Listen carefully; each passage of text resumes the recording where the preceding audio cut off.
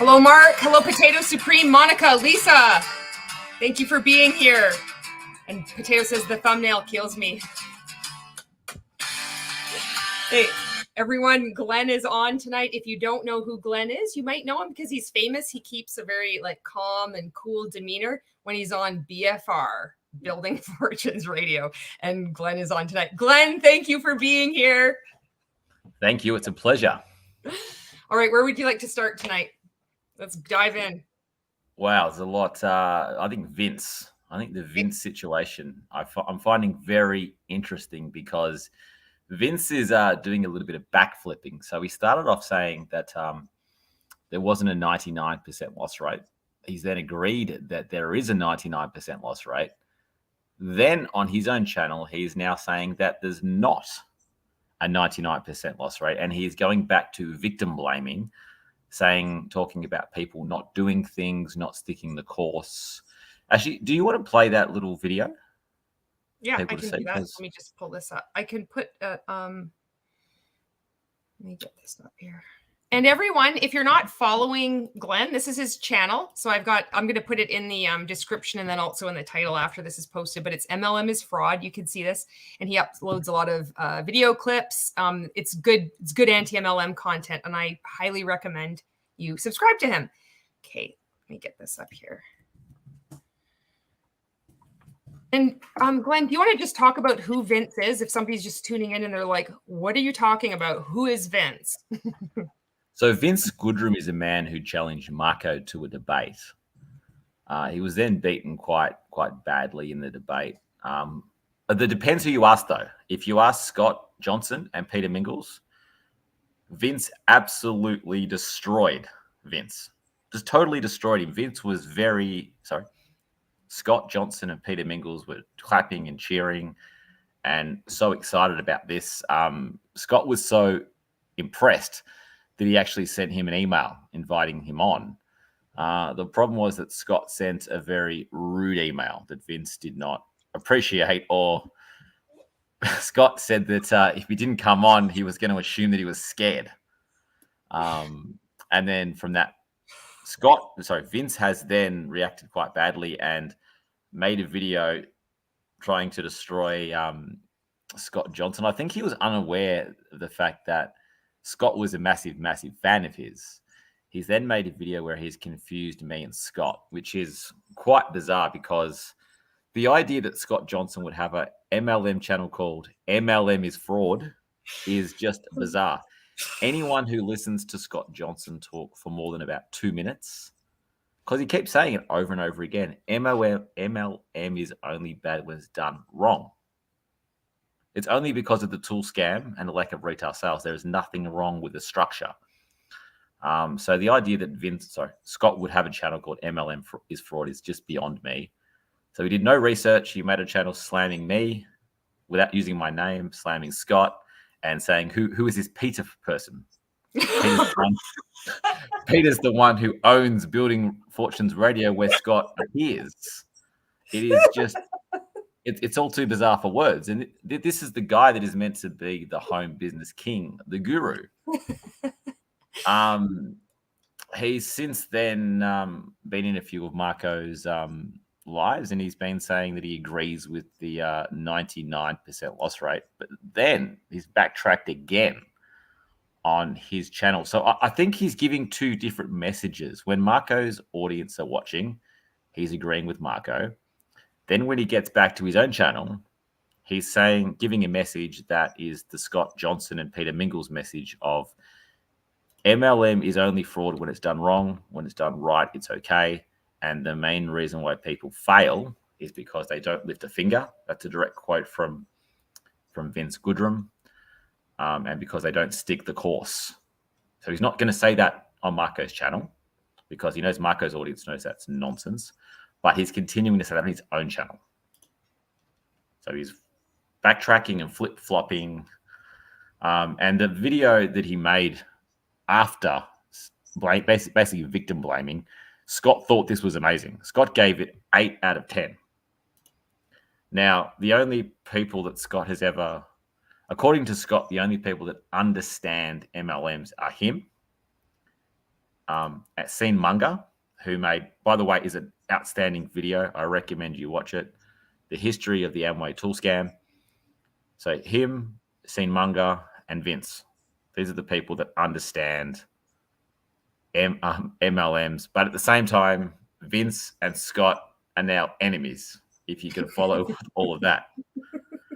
So, I think that's a good introduction of what, and that's a good summary of what's been going on, because it's convoluted. It doesn't make any sense. I hope the audience isn't confused by it, because I am confused by it. Okay, sorry. I think basically, though, if Scott had to send a polite email, Scott Johnson and Vince Goodrum, the home business king, would have been the best of buddies, because they agree on pretty much everything. I mean, Vince and Scott Johnson agree on far more than what I and Scott Johnson agree on. And anyone who's watched an episode of me on Building Fortunes Radio will agree with that. But Vince and Scott are now enemies, and it's just all bizarre. It's so weird. The video clip that you'd like me to share, is that the one that the FTC says 99% of people fail? Is that what the one? Yes, that's spot on, because it goes against what he was saying in Marco's live the day before in the comments section. Let's see this. All right. Just going to share this here.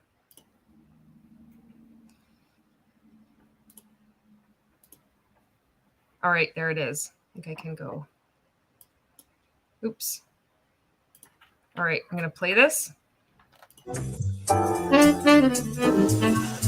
I'm going to just speed it up. 1.5 speed.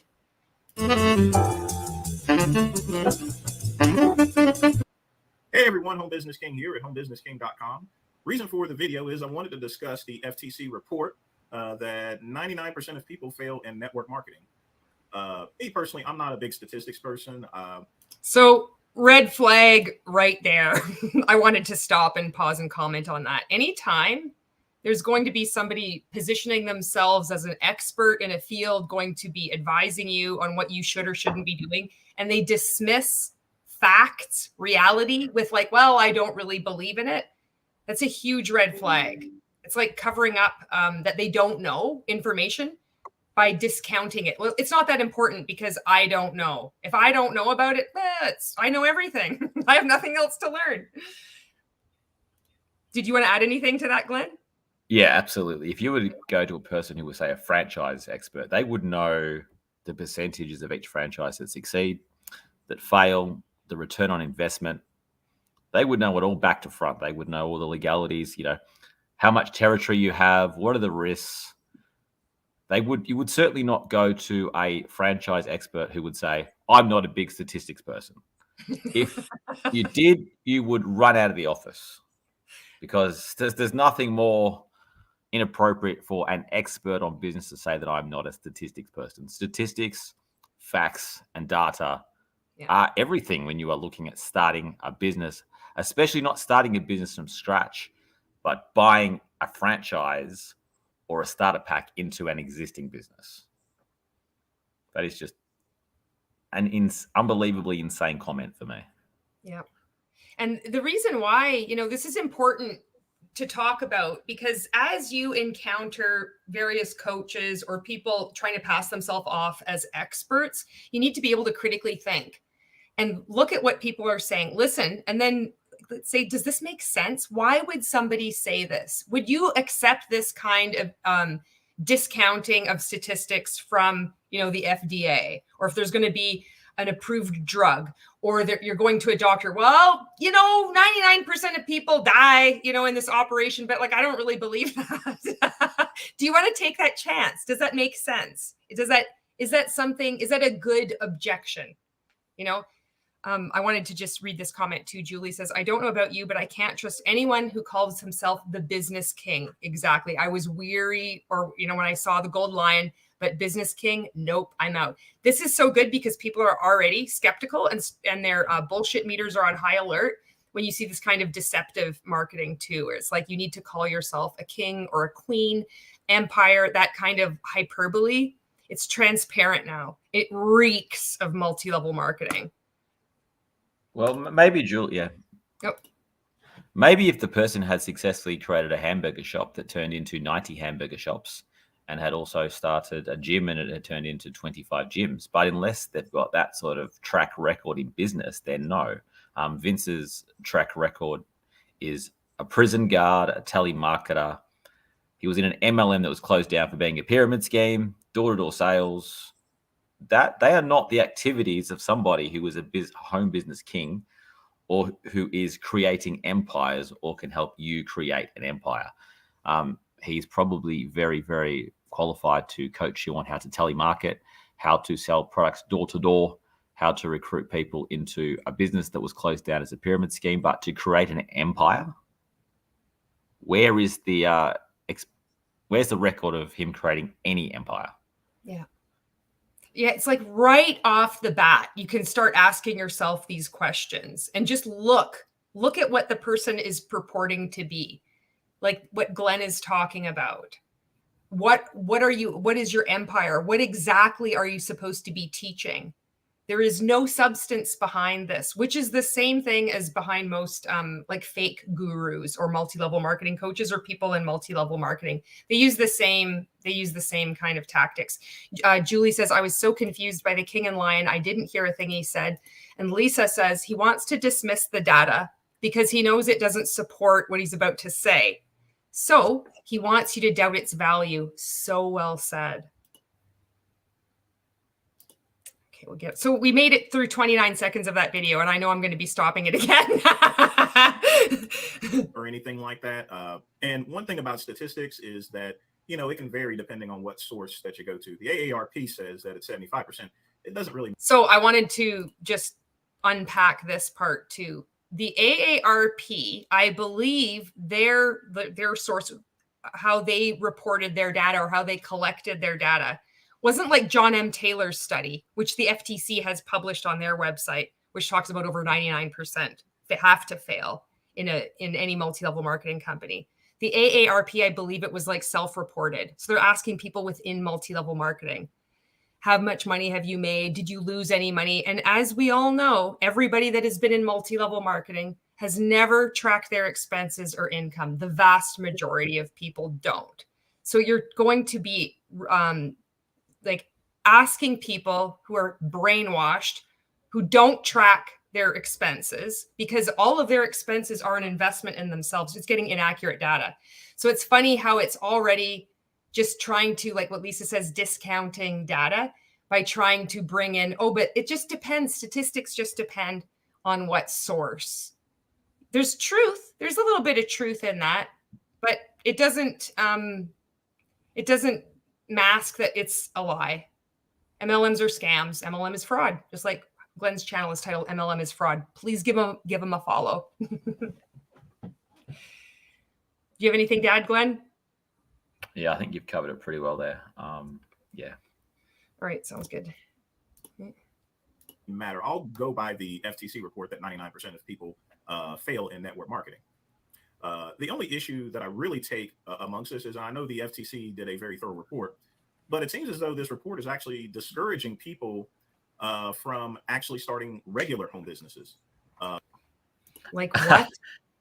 It's discouraging people from starting multi-level marketing businesses, buying starter kits into these companies that have a documented history over decades of more than 99% of people losing money. That's all they're discouraging. They're not stopping you from starting a business selling, arts and crafts from your house and selling them onto eBay or anything like that. They're just discouraging multi-level marketing. Yeah, that's it. He didn't read it. He did absolutely no research. It's just like spitting out whatever comes out. Just, oh, well, it seems to, no, it's not. It's not discouraging other businesses, regular home businesses at all. If you read the report, if you actually did the research, you would know that. Tretino is like the crossover I was never expecting. Hey, Tretino. Can't get back on here.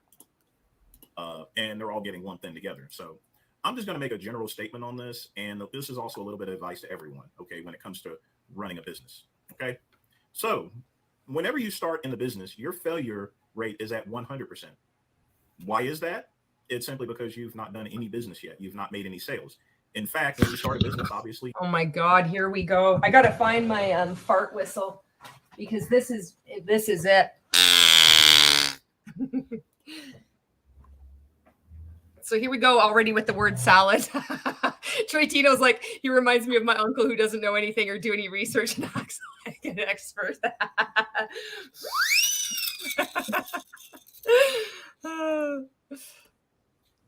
you're going to be in the negative. Okay. Now, if you don't do anything in the business whatsoever, you're going to fail. Okay. If you don't make any sales, if you do not do any particular type of activity, you're going to fail. It doesn't matter if it's a network marketing business. So this is important because there was the this is how when you're in multi-level marketing and you've like brought over all that manipulation, that deception, that deep indoctrination, that MLM is legitimate. This is how they roll. So it's like, it seems to me the FTC is saying all businesses, just discourage all businesses, then slips right into starting to talk about, well, if you don't do any work and you don't do any sales, well, of course you're going to fail. Are you talking about business or talking about multi-level marketing? This is always about multi-level marketing, but what were you going to say, Glenn? What Vince just said then, I've heard my dad say that maybe 2,000 times. I have heard Scott Johnson say that over and over again. He's quoting his enemy, Scott Johnson. It's extraordinary. These guys hate each other, but they're quoting each other. So weird. Multi-level marketing is so messed up. But this is what happens. Like, even if you're like outside of it, which I guess Vince is, I'm not really sure if he still is in multi-level marketing or not, but you see how it still messes with people's minds where they still believe this, giving this weird advice. Like, if you don't make any sales, well, of course you're going to fail. Well, it doesn't matter if you make sales. And he's going to, I watched a little bit of this video before we went on live. It doesn't matter how much work you do either, because the model ensures that over 99% of people must lose. It doesn't matter how hard you work. It doesn't matter if you do make sales or not. More than 99% of people have to lose. That's the only way these things work. It has nothing to do with your activity level. It has nothing to do with how many mindset trainings or personal development courses that you take.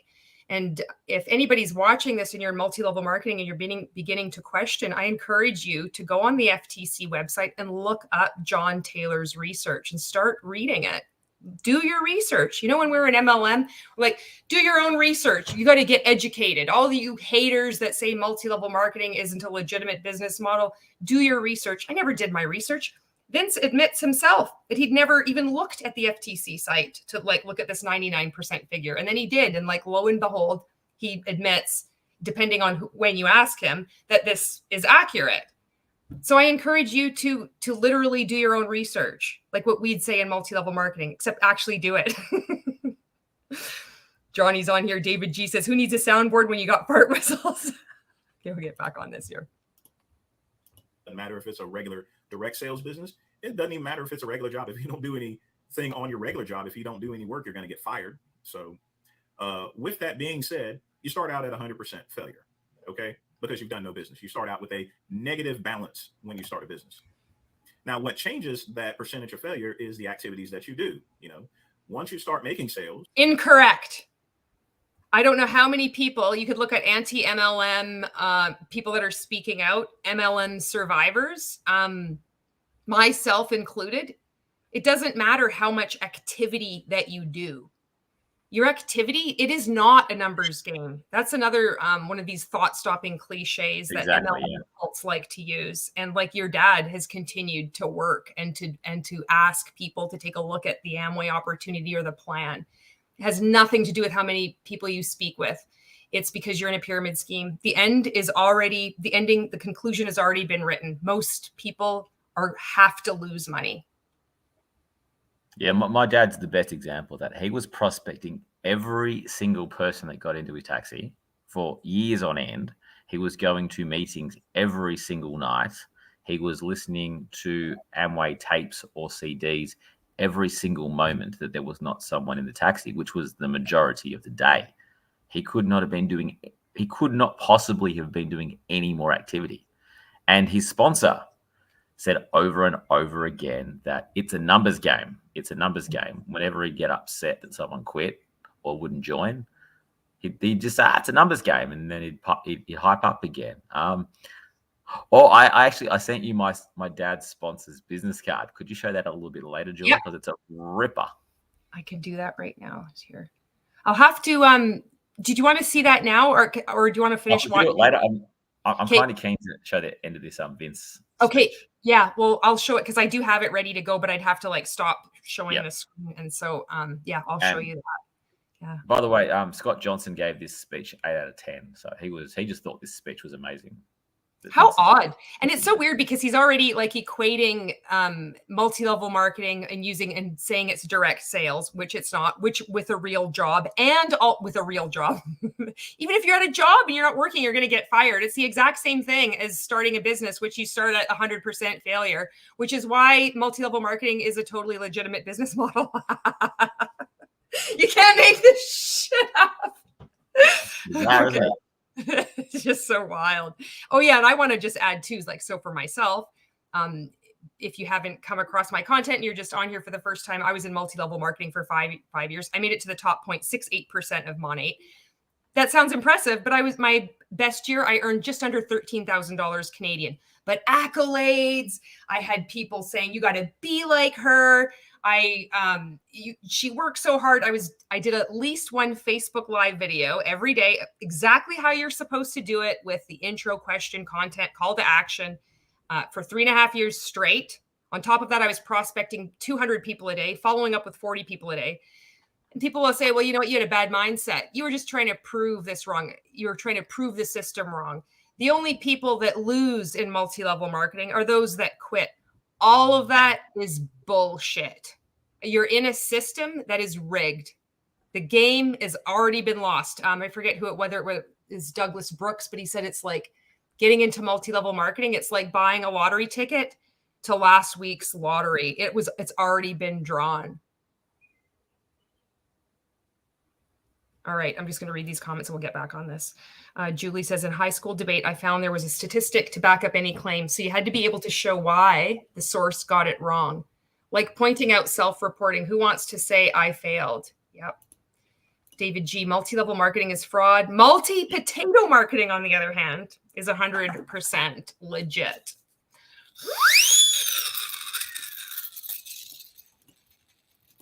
Once you start doing business, once you start getting your leads and everything, that percentage, that chance of your business failing goes significantly down. No, it doesn't. Okay? Nope. It's simple.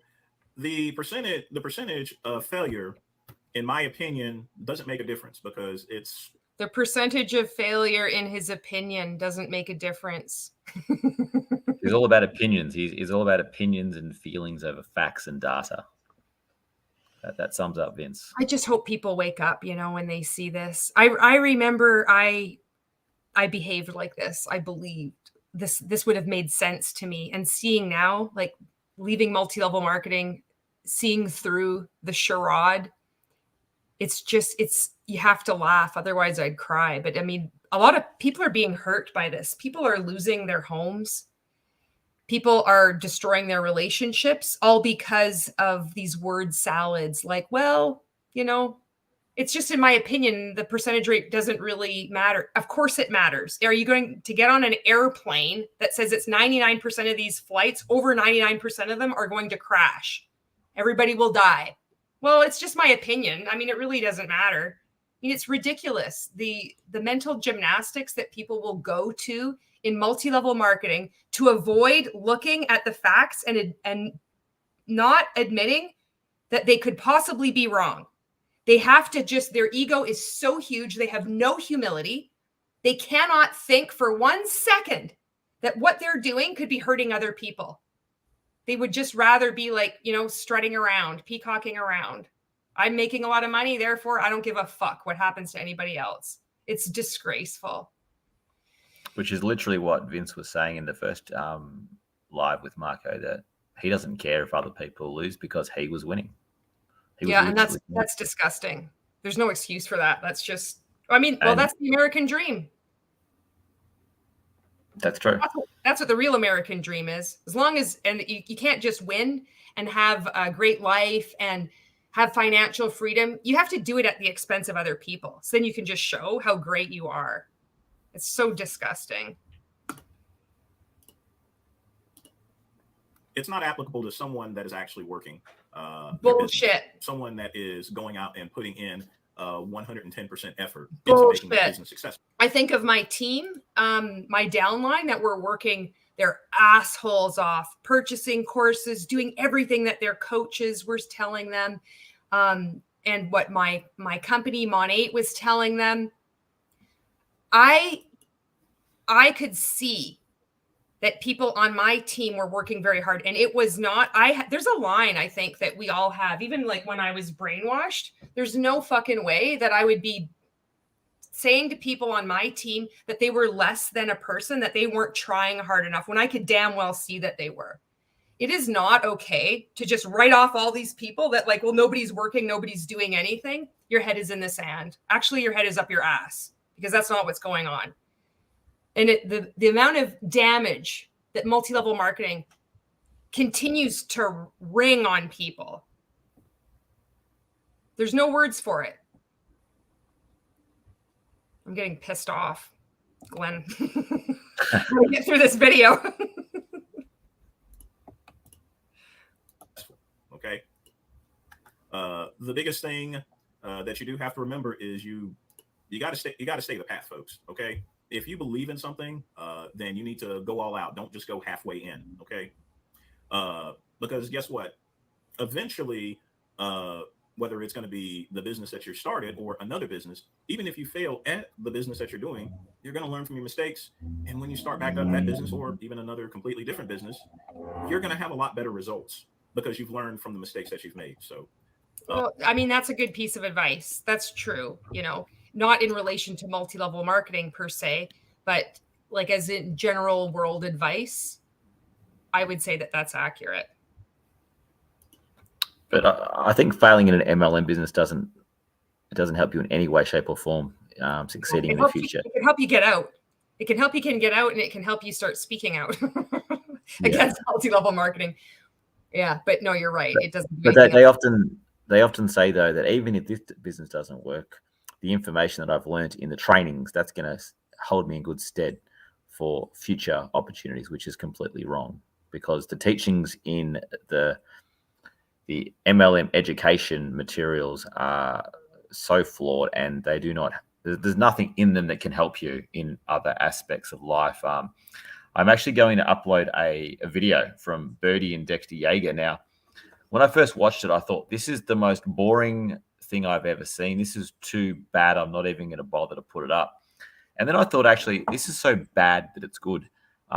Birdie Yeager, who is Dexter Yeager's wife, spent 45 minutes talking, and she didn't use the word Amway once, multi-level marketing once, an Amway product once. She instead talked about how God helped her decide on buying a home. It started at 5.9 million, and then it came down, I think it was 4.9 million. And it was all because of the grace of God, and that she just she knew she had to trust God. And then she was saying the same is right for you people. You need to trust in this business. I mean, there was nothing in that talk which could help you in any aspect of life. And amazingly, bizarrely, the crowd clapped and cheered and paid huge money to watch this. But I think the most interesting part of it is on the back of the VHS tape. And I don't think you'll find another example of this on a VHS tape. It says, purchase of this tape is optional and non-refundable. I think that pretty much sums it up. Have you ever seen a VHS, CD, DVD saying that the purchase of this is optional and non-refundable? So that they obviously get so many requests for refunds that they put that on the tape, and really emphasizing purchase is optional. If you're selling a normal VHS tape or DVD or CD, you don't need to put that on the cover, but they did. Welcome to the cult. And this is, that belief, just believe, just keep going. Only losers quit. or only quitters lose, or whatever the hell that expression is. It's like you just always have to keep going. You just always have to stick with it. And then you're going to find success. That's another. That was another thing that Vince had a crack at me, or he thought he was having a crack at Scott Johnson about, was uploading what he called copyrighted materials. Now, one of the things he was referring to was a Dexter Yeager interview in the late 70s. He said, and I quote, "Nobody fails in Amway. They quit. The only way you can fail in Amway is if you quit." And I'm going to continue to put that sort of stuff up because I don't even need to commentate on that. That speaks for itself. It certainly does. And it's been parroted. Every multi-level marketing company says the same thing. All companies, all uplines, all coaches. That was a bizarre interview, though. It was the softest interview I've ever seen. They did not question his nonsense at all. It was actually, at one point, the guy said, a study showed that only 1 in 80,000 people could earn a living. And Dexter said, very similar to Vince, well, I don't know about that, but I know from my experience. Yeah. You know, as long as I'm personally benefiting, everybody else, they're just whining and complaining. I've seen people, they're lazy. They don't deserve it. They don't work. It's always something wrong with them. It couldn't possibly be that all these people are telling the truth. It couldn't possibly be that the emperor isn't wearing any clothes. It couldn't possibly be that I'm wrong. It couldn't possibly be that I have something else left to learn. No, it's just, you know what? This rhetoric is good. Served me well. I've made some bucks from it. I think I'm going to stick with it. It's just repulsive.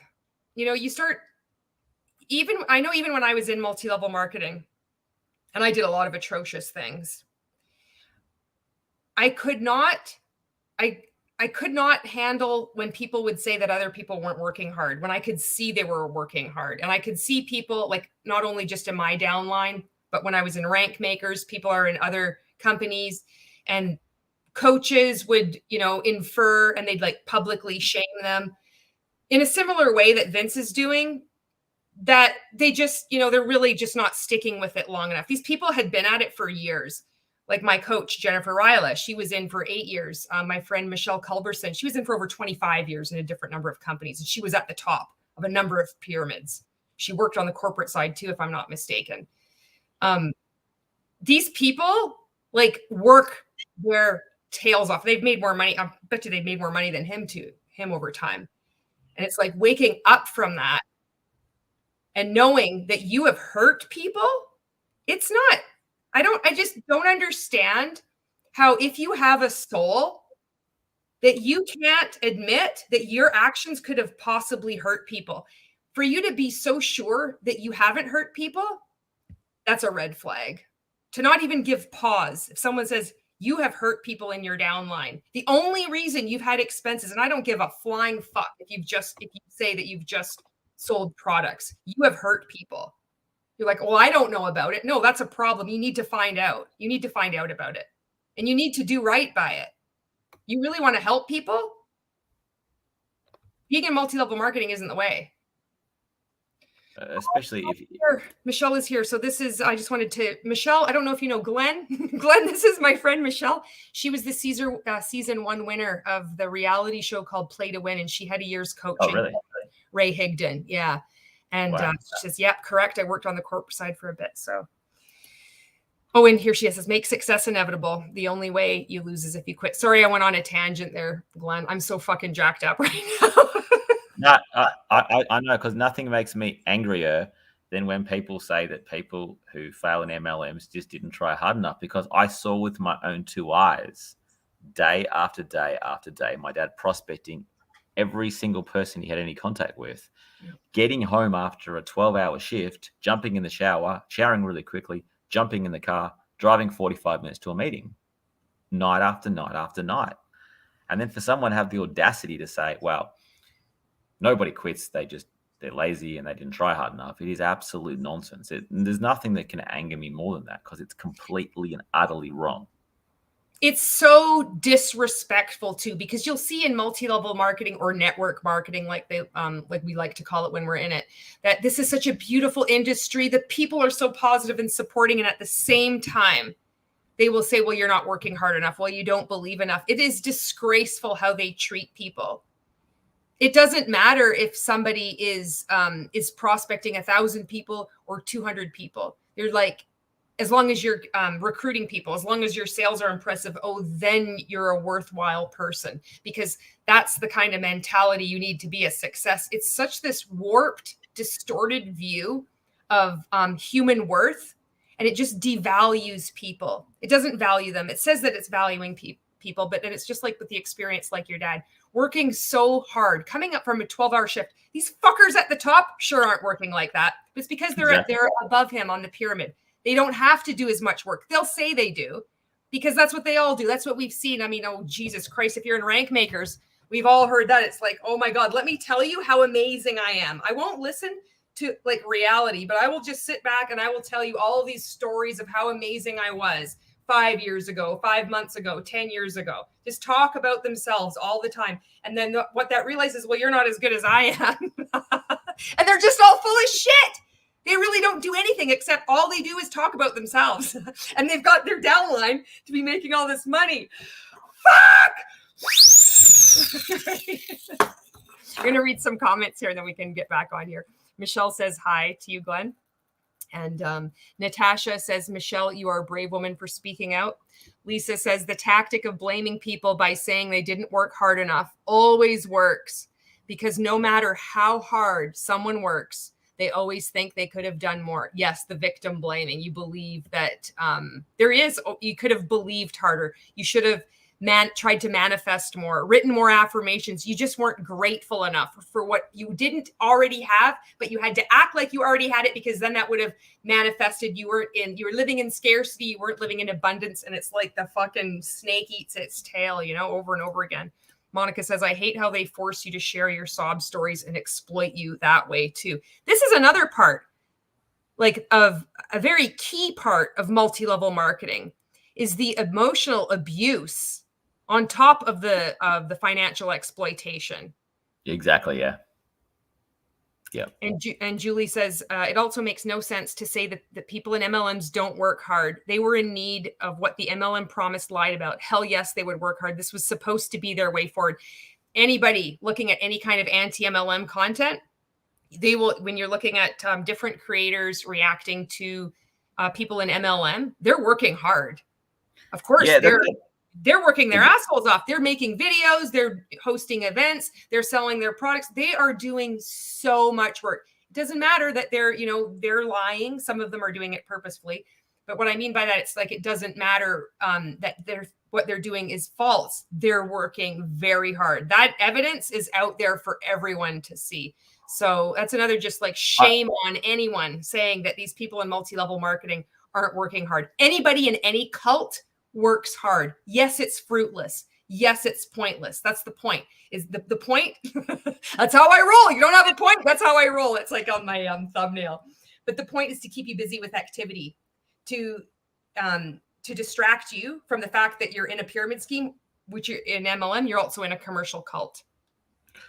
I think a point too is, Julie, almost everyone in MLMs already has a full-time job. It's very rare for someone in an MLM to be unemployed or not working. They're all people that work full-time. And I think the reason why my dad is such a great example is that nobody in a normal full-time job could prospect for 10 to 12 hours a day. In a taxi, you can prospect every single passenger. If you worked in a shop or an office, you couldn't do that. You wouldn't be allowed to do that.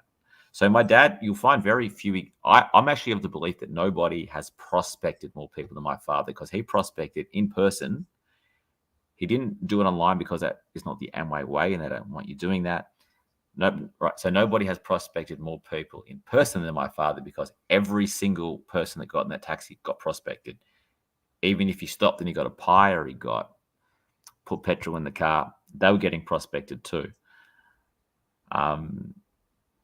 So, I think my dad is a very, very good case study, because he was in that taxi for 60 to 70 hours a week, oh my God, prospecting, and it led to nothing.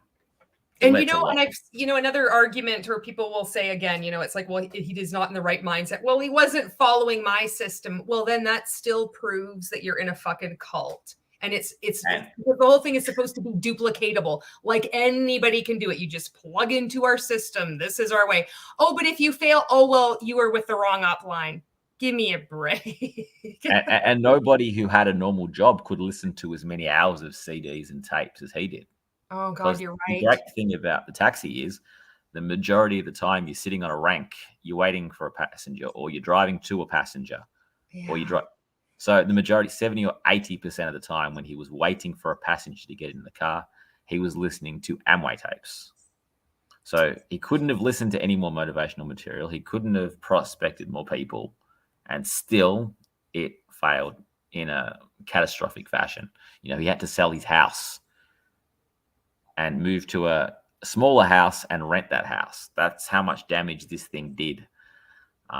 But still, he's of the view that this is going to make him a multi-millionaire. So it's quite extraordinary. So That's yeah, so make hard. no mistake. It's not about effort.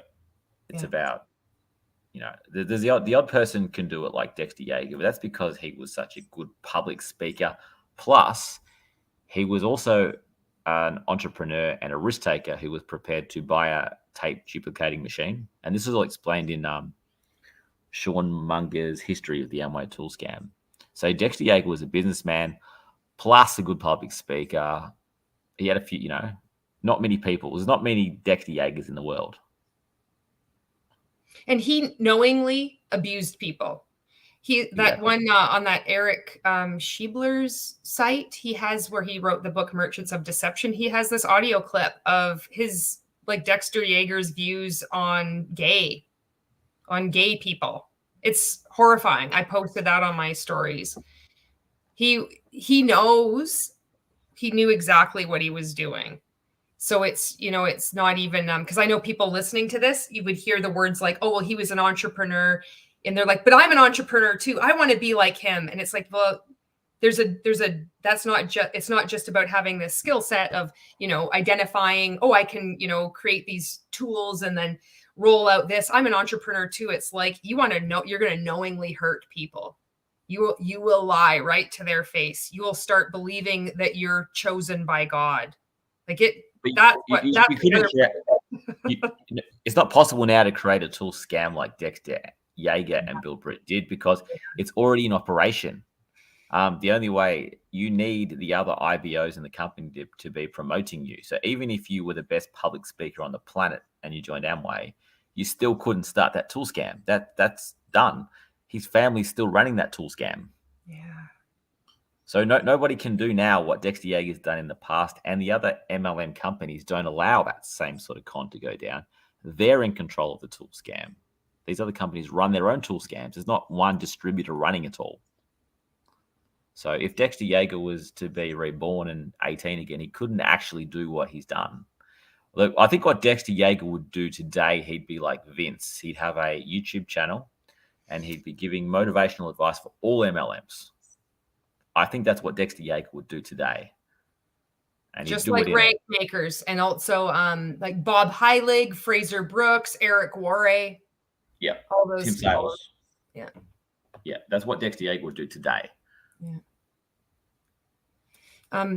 Natasha's like losing a house is just offering some support there. And David G says, as someone with social anxiety who avoids situations where small talk happens, if my Uber driver starts pitching me an MLM, I might just jump out. Yeah. All right, we'll get through this video here. Folks, you just got to stay confident in business. Stay the path. But also remember this one thing. If you've done everything you possibly can, you've done all the checks and balances, and your business is not successful for whatever reason, customers are not coming to you or anything like that, then it's time to disengage. Make a strategic exit, okay? The business is not going to work. You have to know when to leave. You know, you don't want to spend 16 years in a company like, let's take Amway, for example. Anyone who spends 16 years in Amway and fails, you know, every year and loses a whole bunch of money, you know, that's just completely insane. You know, you've just described, yeah, he has just described all of multi-level marketing. People that stay in year after year after year and lose money, that's insane. You're right. Multi-level marketing, is insane, because more than 99% of people are doing exactly what you just described. That was a dig at Scott Johnson, though, because Scott Johnson's been in for 16 years. And you know what? It's so bizarre to me that these two are. Scott has been a victim, and it's like, behavior aside, he has also been a victim of multi-level marketing. He has gone on to, just, be Scott, but it's, just because you don't like someone, but what's so weird, because they both believe multi-level marketing is a legitimate business model. It's like, by saying that he was, it's insane for him staying in multi-level marketing in Amway for 16 years. What he's doing is equally insane. And it's just, it's horrible, because he's hurting people. And especially if there's any young people that's getting attracted to this, thinking that he's giving them sound business advice. I think this morning when we had a little chat before we came on, you were saying that Scott Johnson's approach is similar in the way that he contacted Vince and these other YouTubers who he's had feuds with, who he agrees with, and they could have been allies. That's because of the Amway training. Now, the way that Scott was saying that he's going to weed them out and he's going to see if they're wimps or not, that's the way they teach you to prospect people. You're going to go to someone and say, look, I'm the guru. I'm offering you a millionaire mentorship program. Guys, that's literally what they say. They go up to a young person and they say, I'm working with some really successful people. We want to offer you a role in a millionaire mentorship program. Read this book. I'll come back in a week. And if you've read the book, I'll maybe, if you qualify, introduce you to these millionaires. Scott is transferring the Amway training to his YouTube channel or his Building Fortunes radio. And the training is so bad that it's actually cost him an interview with somebody who he, before this, respected and would love to have on. So it actually hurts your ability to run other businesses. I think that's a really good example of it. The things that Scott learnt in Amway, not only did they not help him in Amway, but they're hurting him in his other endeavors.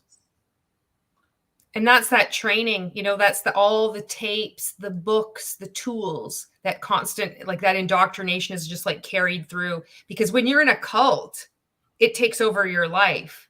And so even just, even though he has never left Amway, he is still very much a part of Amway, although he's not, purchasing products but all that indoctrination, all those tapes, the cassettes, he still believes that Napoleon Hill is legitimate. He doesn't know that his name is Oliver. He doesn't know that it was all made up, that he didn't actually meet he never did meet with Carnegie. This whole thing is made up. He believes that, like, that is still like a really good book. That's this resource that's going to, help you manifest, think positively, do this personal development. And it's just based on nothing. It's actually sad.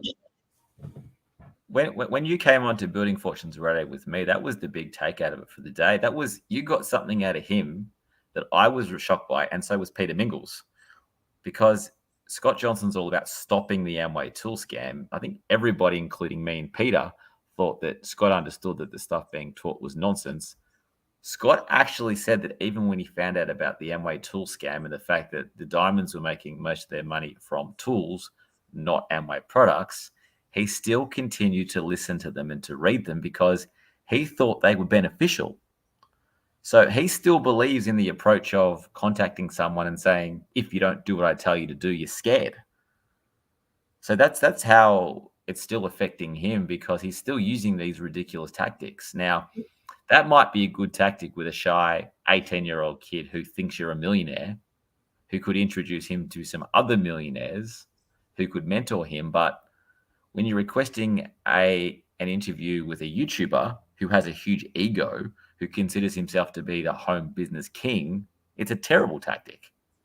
I mean, he could send that exact email to 1,000 YouTubers. He's not going to get an interview with one of them. So, yeah, so what he's learned is he's learned some really bad lessons. And I think, sadly, people don't believe me when I say genuinely, I think Scott's a good person. I think he's a good guy. But I think his approach is way, way off. I feel like if you met Scott Julie out somewhere, you would think that's a nice guy. It's a good family man. Look, you know what? I do have to say this.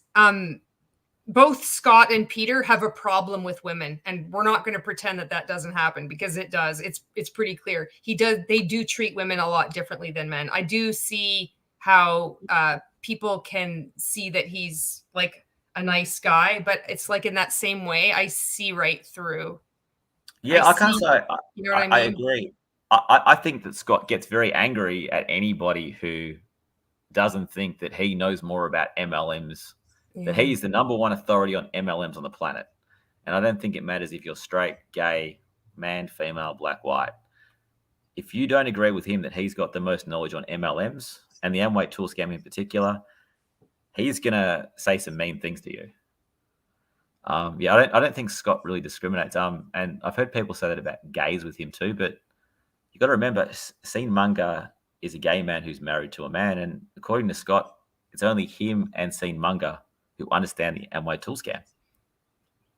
So yeah, I just think Scott, he gets very ragey at anyone who doesn't agree with him. He's number one. Yeah, that, just going back to what you were mentioning before about how that, like that, all taking in all that indoctrination from Amway, and then like it carries through just into the regular life. So approaching, sending an email to somebody that he would like to interview, for example, so say to Vince or anybody, and it's just immediately combative. It's like it's taken over this. In Rank Makers, it was called posture. It was like the belief in what you have, regardless of external acceptance or approval. You are the prize. You have what people want. So even though he's supposed to be out of Amway, and he's like all these other people who have left multi-level marketing, but they're still in it. Like they still haven't woken up. Yeah. And the problem is though that it's that approach has worked for him, I'm sure, in the past. Yeah. If a young person thinks that an older person is a multi-millionaire and they offer to mentor them, that approach is going to work.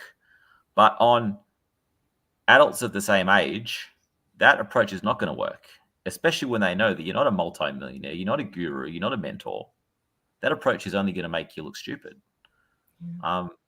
And I think the other point of it is a lot of people think that Scott Johnson's really stupid, but this is the man that's done an electrical engineering degree. He's actually quite intelligent. I think this highlights how bad of a Marco called multi-level marketing a mind virus in his banned Prime America video, which, by the way, is still on multiple YouTube channels. If you want to watch it, it's not gone, guys. It's still on multiple channels, including mine. It's on your channel. You've got it uploaded in parts.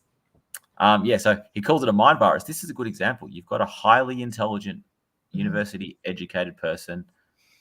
This is a mind virus, and it makes them look quite foolish. Yeah. Without this, if Scott Johnson hadn't joined Amway, and you spoke to him, you would agree he's a very intelligent guy. But this is a virus that has infected his mind, and even though he understands, he really, really does understand the Amway tool scam, he's still got this mind virus. Yeah, and it's a cult. Like he has not healed from. He has been in a cult. He has recruited people into a cult, and you haven't. It's the mind virus. That's what happens when you're in a cult. It stays with you unless. I did an interview with Guru Nishan, and she had said time just doesn't heal. Like you need to get help. And Marco has also said this, which I like. It's like your mind has been like professionally tampered with, and that has been such a good explanation of how of what my experience was. It's not enough just to do affirmations and be grateful enough to out toxic positivity, like what you've gone through. And you can see it with people that have been in for a long time. And even then they've left, and they can see that there's things that have been wrong that they are outraged by, but yet they're still linked. They're still plugged in. They're still not free. It's devastating. And I think of like the havoc that it wreaks on families, these relationships, it's just sad. I'm going to read some of these comments here. Factress says, it's insane how many ideas I grew up with in Amway about business or life that I learned later in life make absolutely no sense. Exactly. And consuming tool scam info regularly may give you somewhat of a problem with women. There's a lot of negative content about women on the tapes. And Champagne Hand says, being prejudiced against many groups doesn't mean he isn't deliberately prejudiced against specific groups. All right, we can get back onto this. I think with the prejudice stuff, that was more of the 1970s, 80s sort of Amway tapes. So Dexter Yeager was, you're right, making anti-gay comments and a lot of religious talk in 70s and 80s. And then it's interesting, if you listen to Dexter Yeager, he changed a little bit. His message changed in the 90s and the 2000s. I mean, it was still bad, but it wasn't anywhere near as bad. He wasn't making, if you look at the real hateful gay speeches, they were 70s and 80s with Yeager. He then, as the time was changing, he then changed. And also, they got less religious. I think in the 1970s, more people statistically went to church than in the 90s and 2000s. So as less people in the business were religious, he then dropped off on the religious stuff. So pretty much, if Yeager was in a room that everyone was religious, he would talk about religion nonstop the whole time. But if he was in a room where there was less religious people, he'd drop it off and just talk about other things. Oh, wow. Chameleon. He would read a room, which is what Vince is doing now when he's in the Marco Lives. He agrees on the 99% loss rate. And then the next day he gets on his own channel and says, well, I'm not into statistics. And it's actually 75%. And the people that are failing are not trying. That's the issue. So it's very similar. But they'll change the message depending on who's listening. Yeah. And that's where I get I struggle with, because I'm like, I hold out hope for people that they're waking up. Like, could this be perhaps that someone is, actually starting to look at information and question it and admit they're wrong? Or is this now, you know what? Fuck it. Now I know exactly how to strategically and purposefully leverage whatever social media exposure I have to continue a new grift. And I know people do that. And it's hard, because it's like, I don't know. All right, let's get back on this video. We're almost near the end of this video here, this clip. At any point in time, the most 3 months is probably going to be the most you should spend working a business. After 3 months, and if you've not made any sales, or if you're still in that negative net worth of where you're not making any progress, time for you to leave. It's time to skin out. That's kind of funny, because that there's most smart start periods, or like those fast start bonuses. You have 3 months kind of on average for a lot of multi-level marketing companies where you can get a lot of bonuses. And that's what it was like with Mon8. You had 3 months, pretty much 3 months. So it was like whenever you signed up was the rest of that month. And then you had an additional 2 months to maximize your bonuses. And so you could, if you were, say, the first in your area, or you had somewhat of a larger network, and then you could recruit some people, get them on a starter kit, get your mom, get your aunt, get your brother just to sign up so you could hit that first rank. And then after that, those 3 months, though, it's like your sales can kind of tank. And because that momentum is gone, because those bonuses are gone. So it's kind of weird that he chose that number. Might not be weird at all. You might know exactly what's going on. Said in Young Guns too. So that's all I got to say on this video. Make sure you like and subscribe to Home Business King. Don't forget to also visit homebusinessking.com. As always, peace and soul. Please stop doing this, Vince. I hope you're not knowingly grifting people. This is sad. All right. Monica says, what is his view on benefits and retirement? Because MLM don't offer those things. So are people expected to work for MLM for eternity? Yeah. And David G says, I can't understand half the things this guy says. It's like every word runs into the next, like a verbal centipede. What a great description that is. A verbal centipede.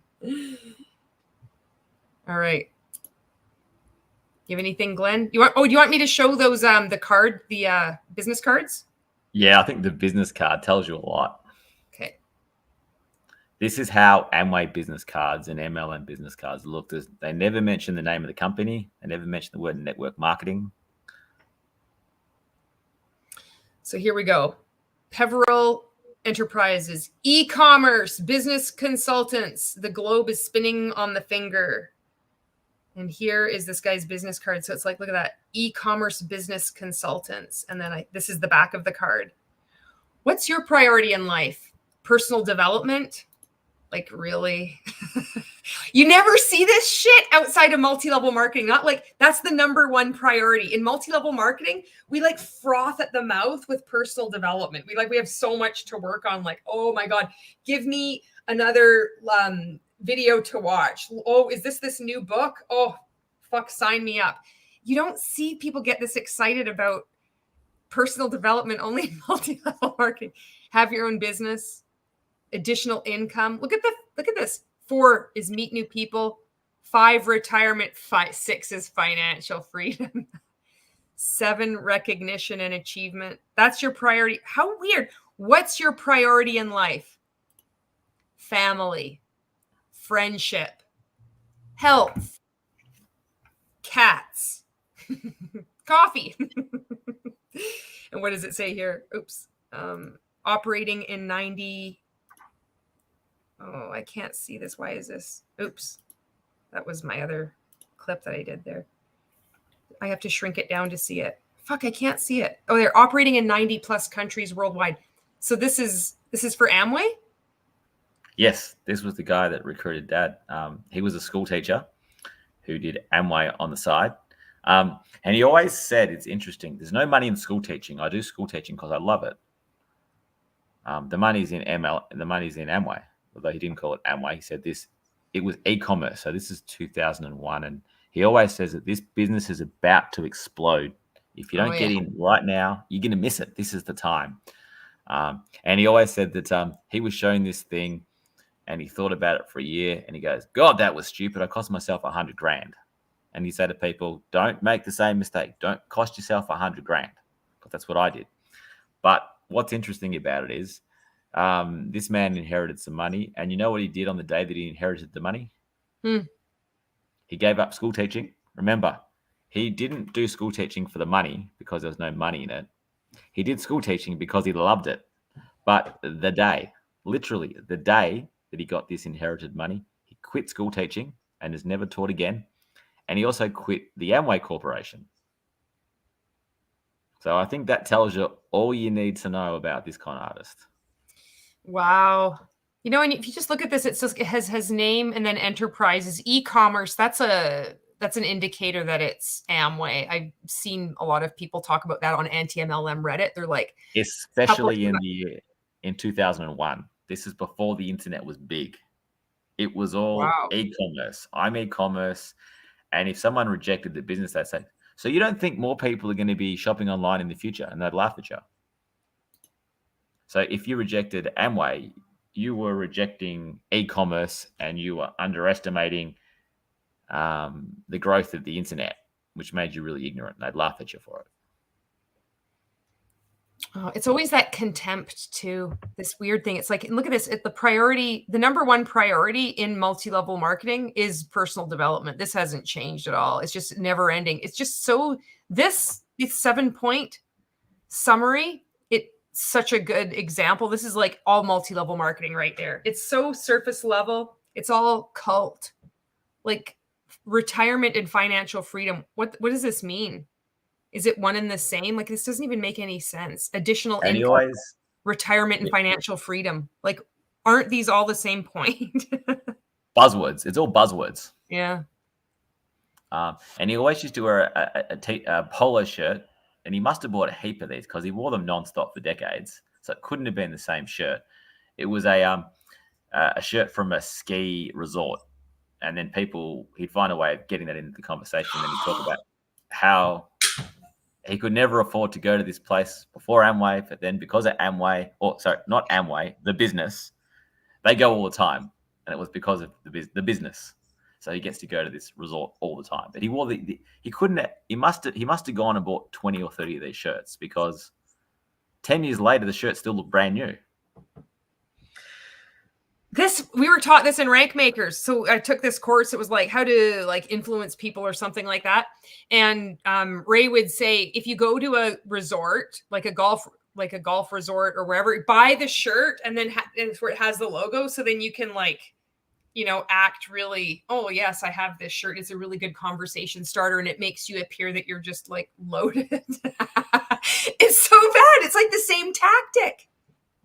So nuts. I'm going to just read some comments here. Factress says they don't care about the meaning of any of the words on their business cards. It just needs to sound good. They don't consult, but they're consultants. Yeah.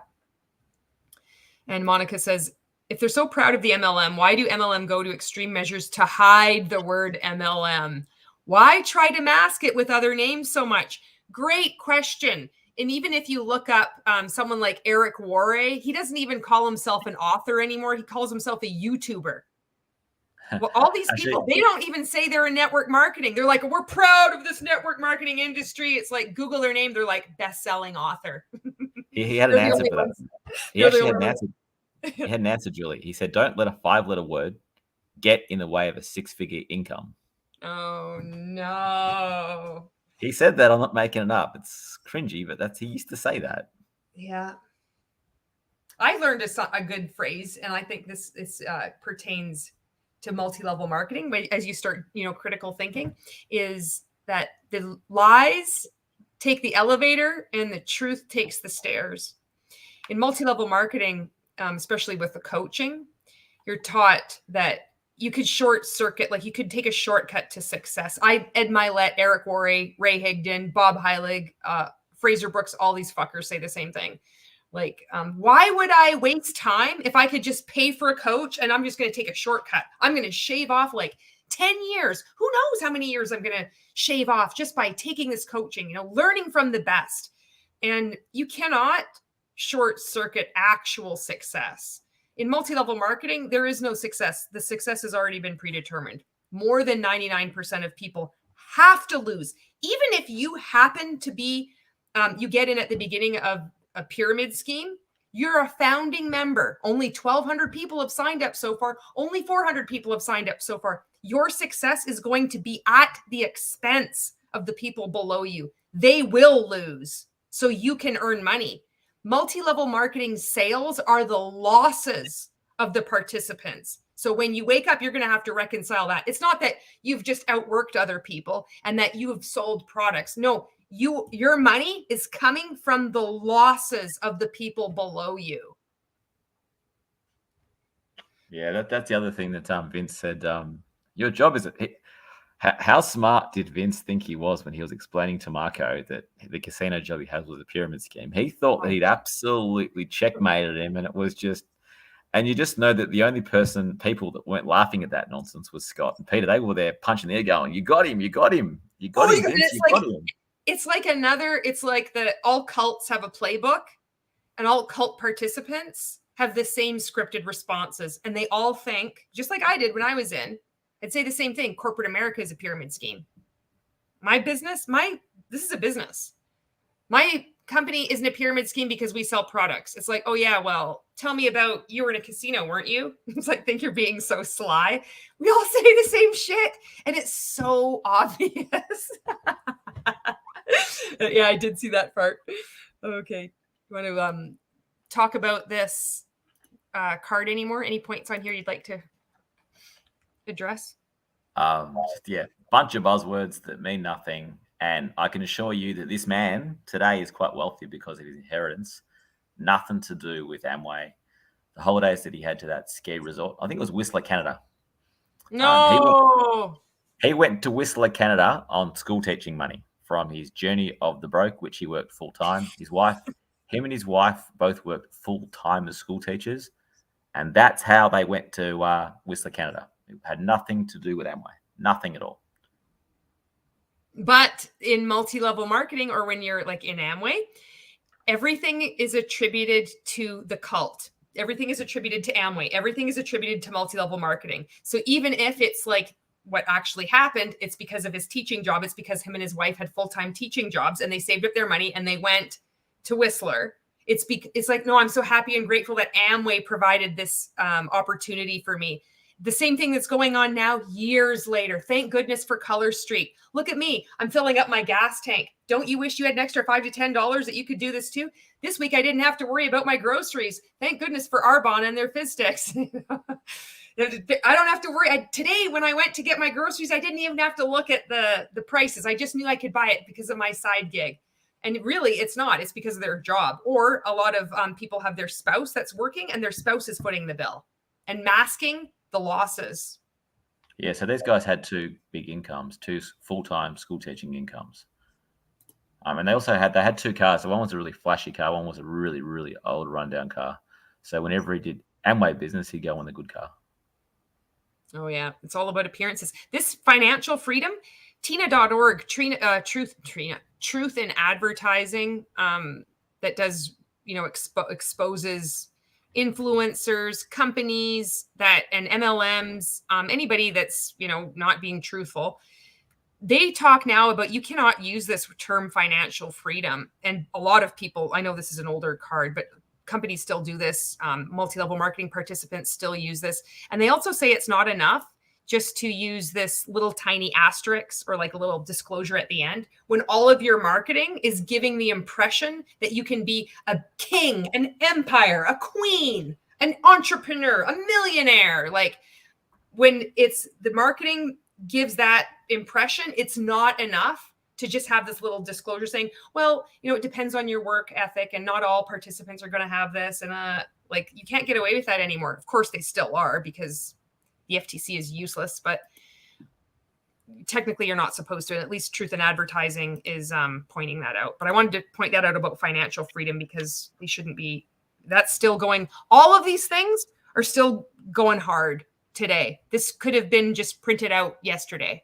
Personal development, have your own business, additional income, meet new people, retirement, financial freedom, recognition, and achievement. So nothing's changed at all. Nothing at all.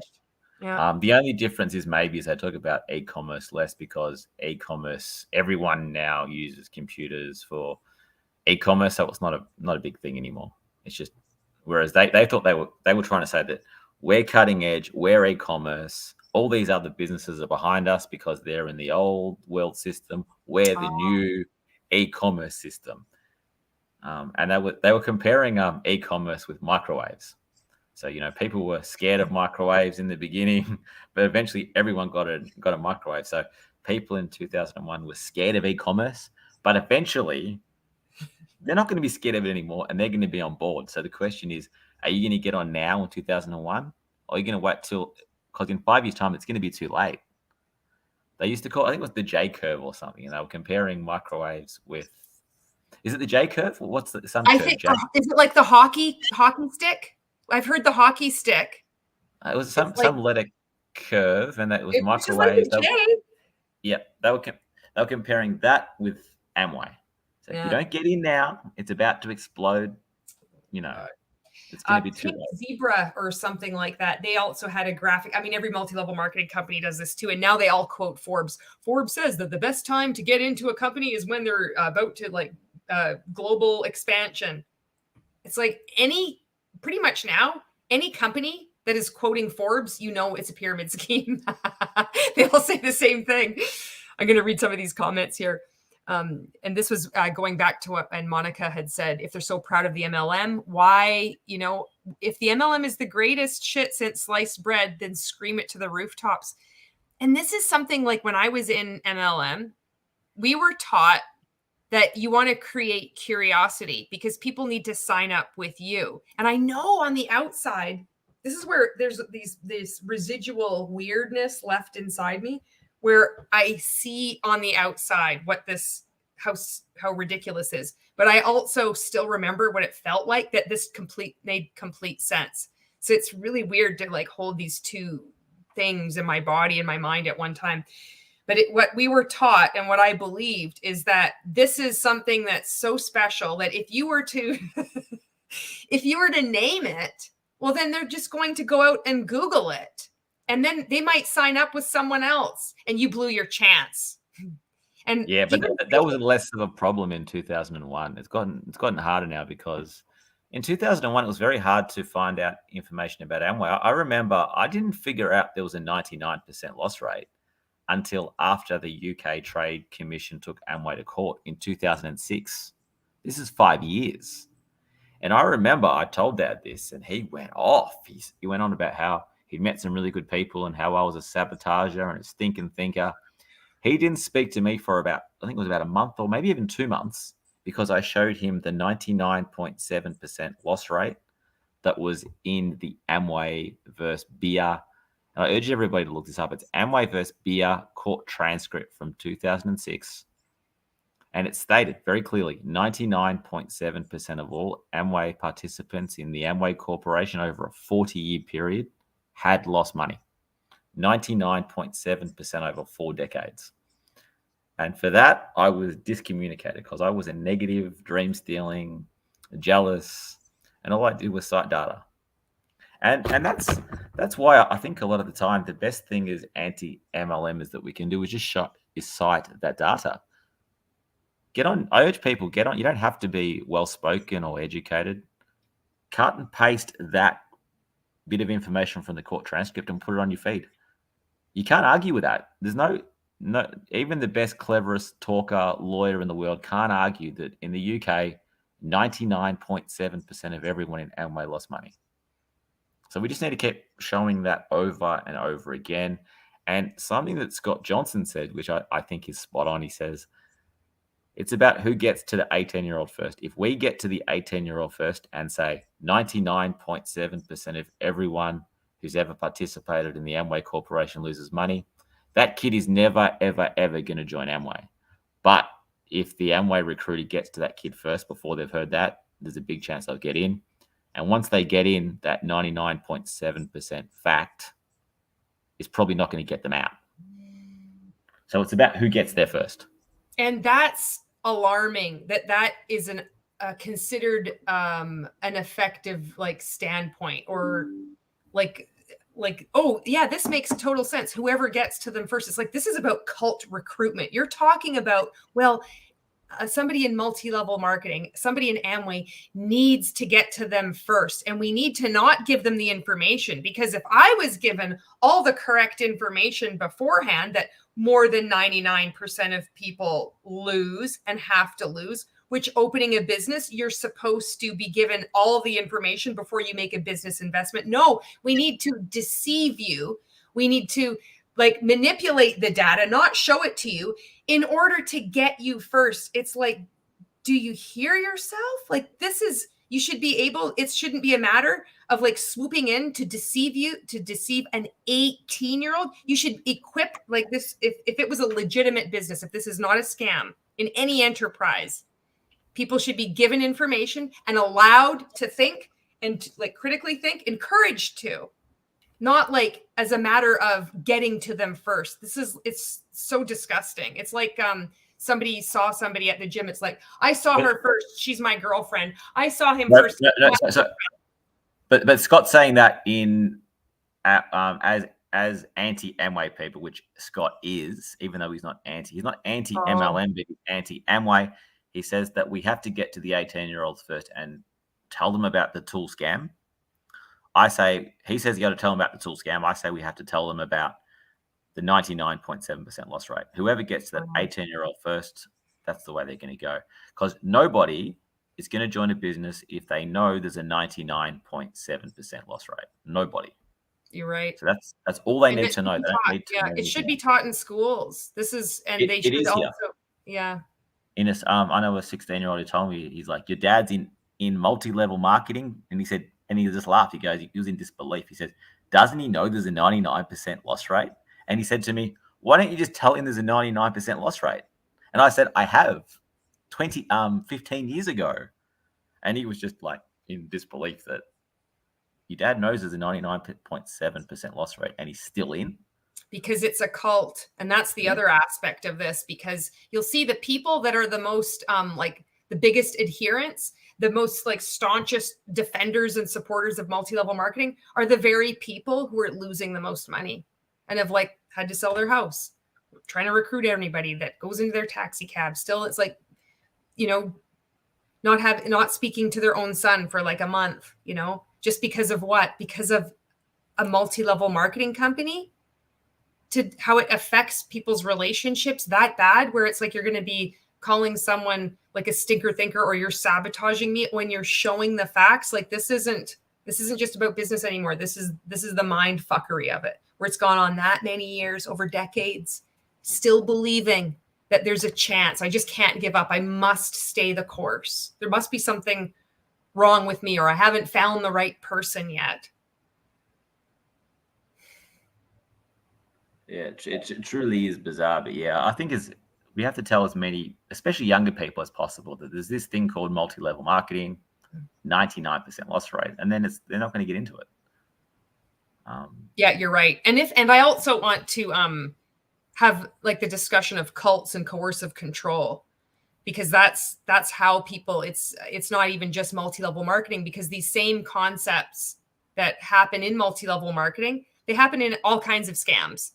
So you'll see like a coach, like, or somebody saying, well, I'm going to be a coach. I'm going to coach you on how to be like, grow your home business and start your empire. Or like, if anybody's watched the latest documentary on Netflix, Escaping Twin Flames, so similar to Rank Makers, lots of MLM parallels. They use the same tactics, and a lot of this stuff is going online now. So it's different than Amway with the online component, but the same methods of control. The leaders believe, that they're chosen, they're godlike. People are giving gratitude all the time to the leaders for any kind of success. So it's like, oh, well, similar to Amway. It's like, oh, I went to Whistler. Thank goodness for Amway. It's like, that's not true. Yeah, you went to Whistler because you're a school teacher. You're a full-time school teacher, and so is your wife. But yeah, I urge everybody out there, if you want to make a difference, let young people know about the 99% loss rate. But maybe even more importantly, do what Julie did, a great video where she showed how she emailed the politicians. Please email them and say, what are you doing? There's a 99.7% loss rate. Why are you promoting this company? And I like to just ring the office and I say, I'm very concerned. You're promoting MLMs and there is a documented 99.7% loss rate. What are you doing? And then at least then the secretary will be like, oh, I don't know that. And she'll look it up and say, oh, you're right. And then, but if enough people make that phone call, we'll get a result. I heard a politician talking last week, and this is a reasonably big politician, saying that the office gets about 15 to 20 complaints a day. That's it. So if 1% of your audience, 1% of Marco's audience was to ring these politicians and say, what on earth are you doing? There's a 99% loss rate. Knock it off, taking money and promoting it, or I will not vote for you. If they get enough calls like that, I guarantee you they're going to stop promoting these companies. They're going to stop taking the donations. So please, guys, ring them up, email them, but be really persistent. Keep emailing until you get a response. And if they don't respond, get them on the phone and say, what are you doing? Are you not aware of the fact there's a 99% loss rate?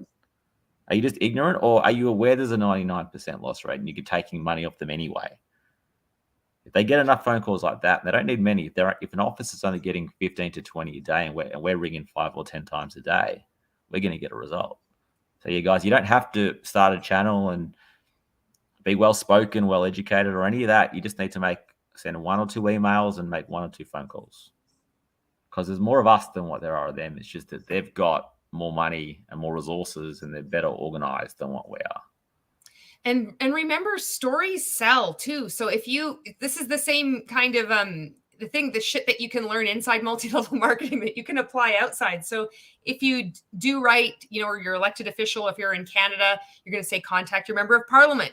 It doesn't need to be lengthy. It can, but you could just fill out like the contact form or just find out their email and just say, hey, like this is my story. I was in multi-level marketing for 5 years. I cannot believe I was in a pyramid scheme. I'm so deeply ashamed of this. I lost thousands of dollars and I cannot believe that they're legal in this country. There is over a 99% loss rate. What are you going to do about it? I mean, you could just fire that off. And then like Glenn said, you can follow it up with a phone call.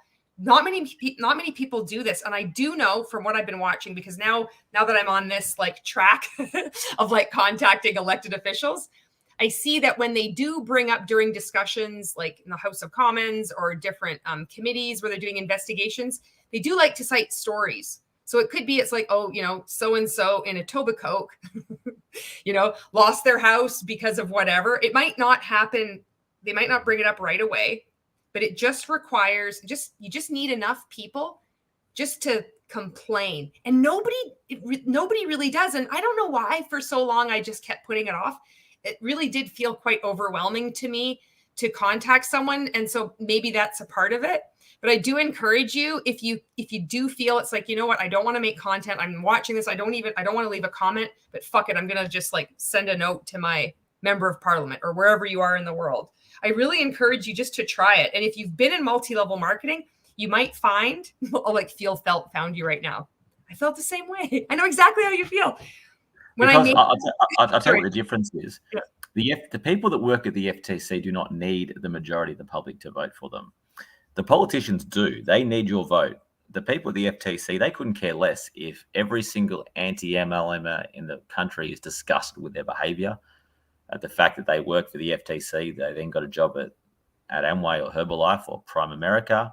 But the politicians, they can't afford to have people disgusted with them. So when they get a phone call saying, I'm disgusted that you're allowing Amway to continue, they care about that a lot more than what the FTC does, because they couldn't care less. All they care about is keeping the job at the FTC and then getting a job that's higher paid and even easier through Amway or Prime America or Herbalife. So I think it's more important to ring the politicians and email the politicians than to ring the FTC. And I think also Leanne Remy, she was in Scientology. Mm-hmm. She made a show about Scientology, and then people from Jehovah's Witness, they got together. It was an orchestrated campaign to message her nonstop. Because of those messages, she made a documentary series on Jehovah's Witness, who, by the way, have less victims than we do from MLM. So we need to do the same thing. I encourage you to email her and say, please, MLMs are just the same as Scientology, very similar to Jehovah's Witness, same techniques, same strategies.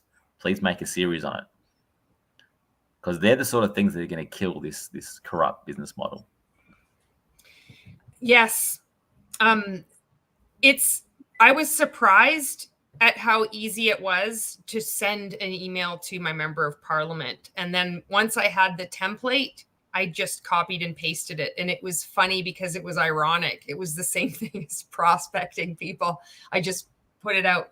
So I've talked about this in another video. I am going to be following up with my member of parliament because I haven't heard back from him yet.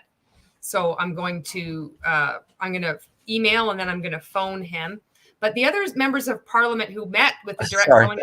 Oh yeah, what's that? I would encourage you to ring the office and say, "Are you aware that there's a 99% loss rate?" They're going to say, "I don't." If they say, "I don't know," say, "Okay, I'm going to call back until you look it up. Please look it up."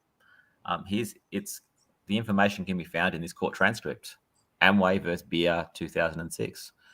And just keep doing that, and they eventually will look it up. And it's because it's so ridiculous that politicians are supporting a company with a 99.7% loss rate. It's obscene. It really is. I mean, this is a political fix. Amway pay these politicians, and the politicians be quiet. There's people in the world who actually, and a lot of people think that they don't think much of political lobbying, but political lobbying works. That's the reason why tobacco companies do it. That's the reason why alcohol companies do it. That's the reason why pharmaceutical companies do it. And that's the reason why companies like Amway and Prime America do it, because it works.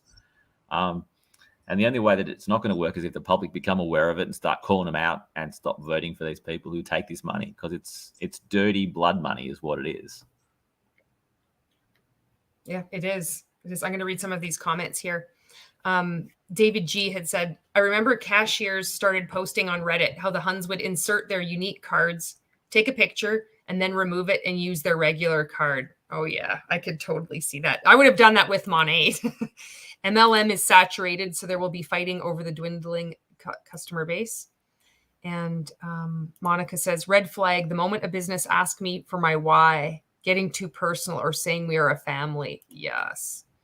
And Julie says, I think the MLM people who are losing money but still believing it could work is because that is the easiest way to not face the facts. Yeah. If someone can win, why not me? That's exactly how I felt when I was in Monet. I thought that I could win. It's so twisted. Natasha says, if my 9-to-5 told me to cut communication with anyone who disagreed with the company, I could file a complaint with the labor board.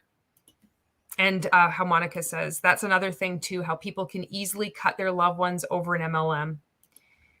Yeah, I might do a live, Julie, about the twin flames to rank makers. I have a lot of thoughts on that. That'd be good. Yeah. Right, caught up with the comments there. Right. Do you have anything else you'd like to talk about, Glenn? Yeah, I just think actually I'm urging everybody to right now, Scott Johnson, sorry, not Scott Johnson, Marco's doing a live, and the home business king is in there acting like agreeing with Marco, and he's please get in the comments and start telling him why, Vince, why are you blaming victims of MLMs? Please stop doing it, because he's in there agreeing with Marco, and sort of he's got his he's making comments in there that he thinks that Marco wants to hear, and he thinks that Marco's audience want to hear. So I urge everybody to get in the comments and just call this guy out, because this guy's a fraud. He's changing his opinions on who he's speaking to. This guy to me is the biggest con artist, one of the biggest con artists you could ever see, and that's coming from someone who spends a lot of time looking at MLM con artists. It's just bizarre, really. It truly is bizarre. Yeah. But yeah, I think we're living in sort of an age of the fake guru, and I think Vince has figured out that he's tried being a prison guard, he's tried network marketing, he's tried telemarketing, he's tried door-to-door sales. This is easier. Telling people that you can help them create an empire is easier than all that stuff,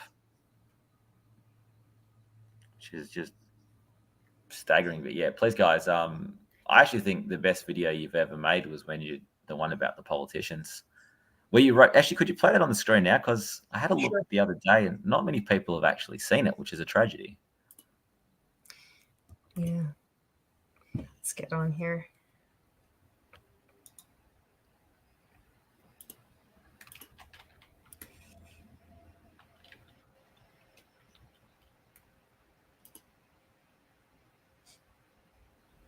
I'm just pulling it up here. I don't remember if it was a live or not.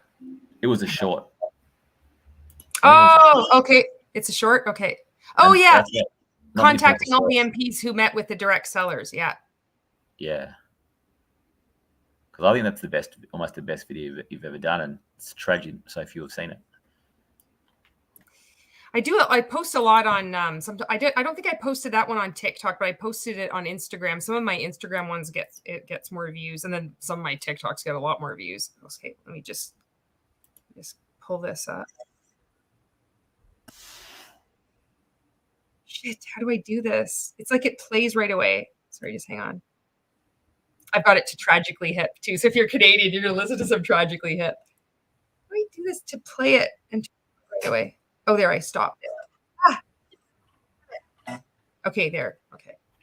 Now I got to figure out.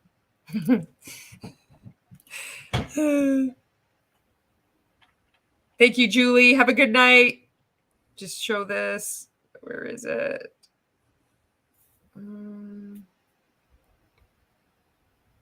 Here it is.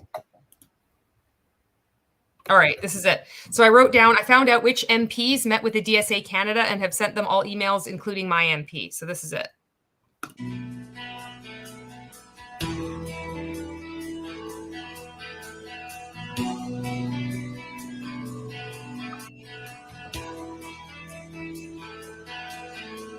I don't know how old I am. Found armor in my belly from the 16th century. Conquistador, I think. I don't know how old I am. Found armor in my belly, bashing out a machine revving tension. Lashing out at machine revving tension, rushing by the machine revving tension.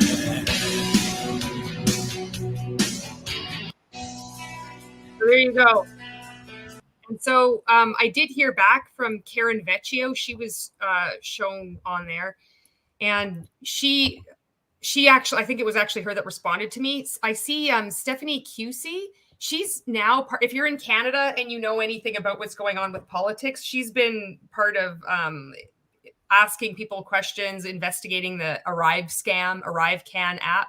She's been really good at questioning people. So I think that she has integrity. and I want to follow up with her.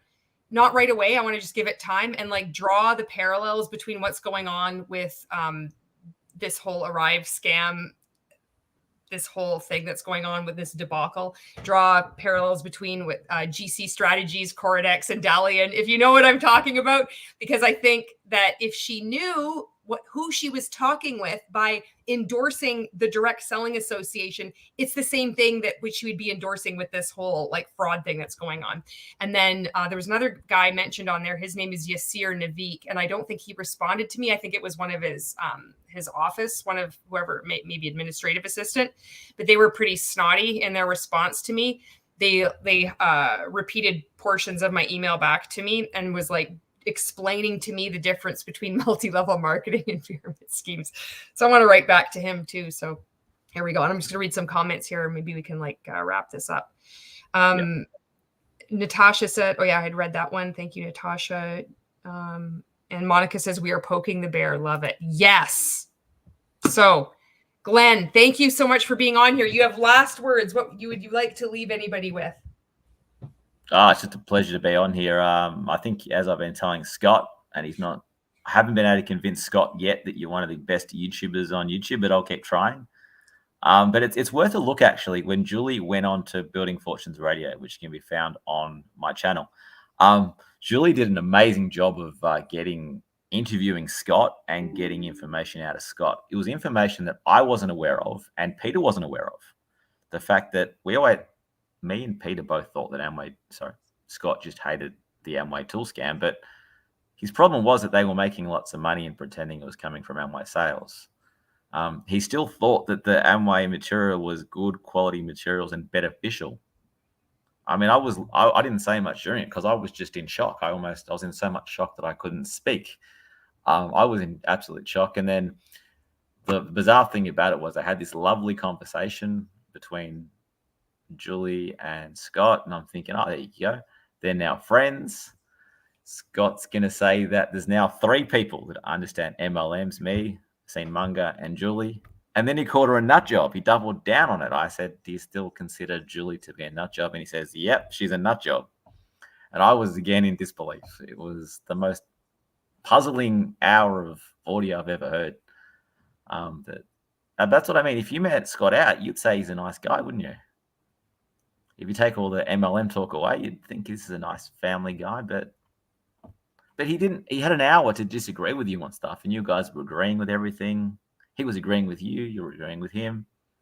Lovely conversation. Then he called you a nut job. So, and I think that's a good way to illustrate what happens when you're in a cult, because it's just like you.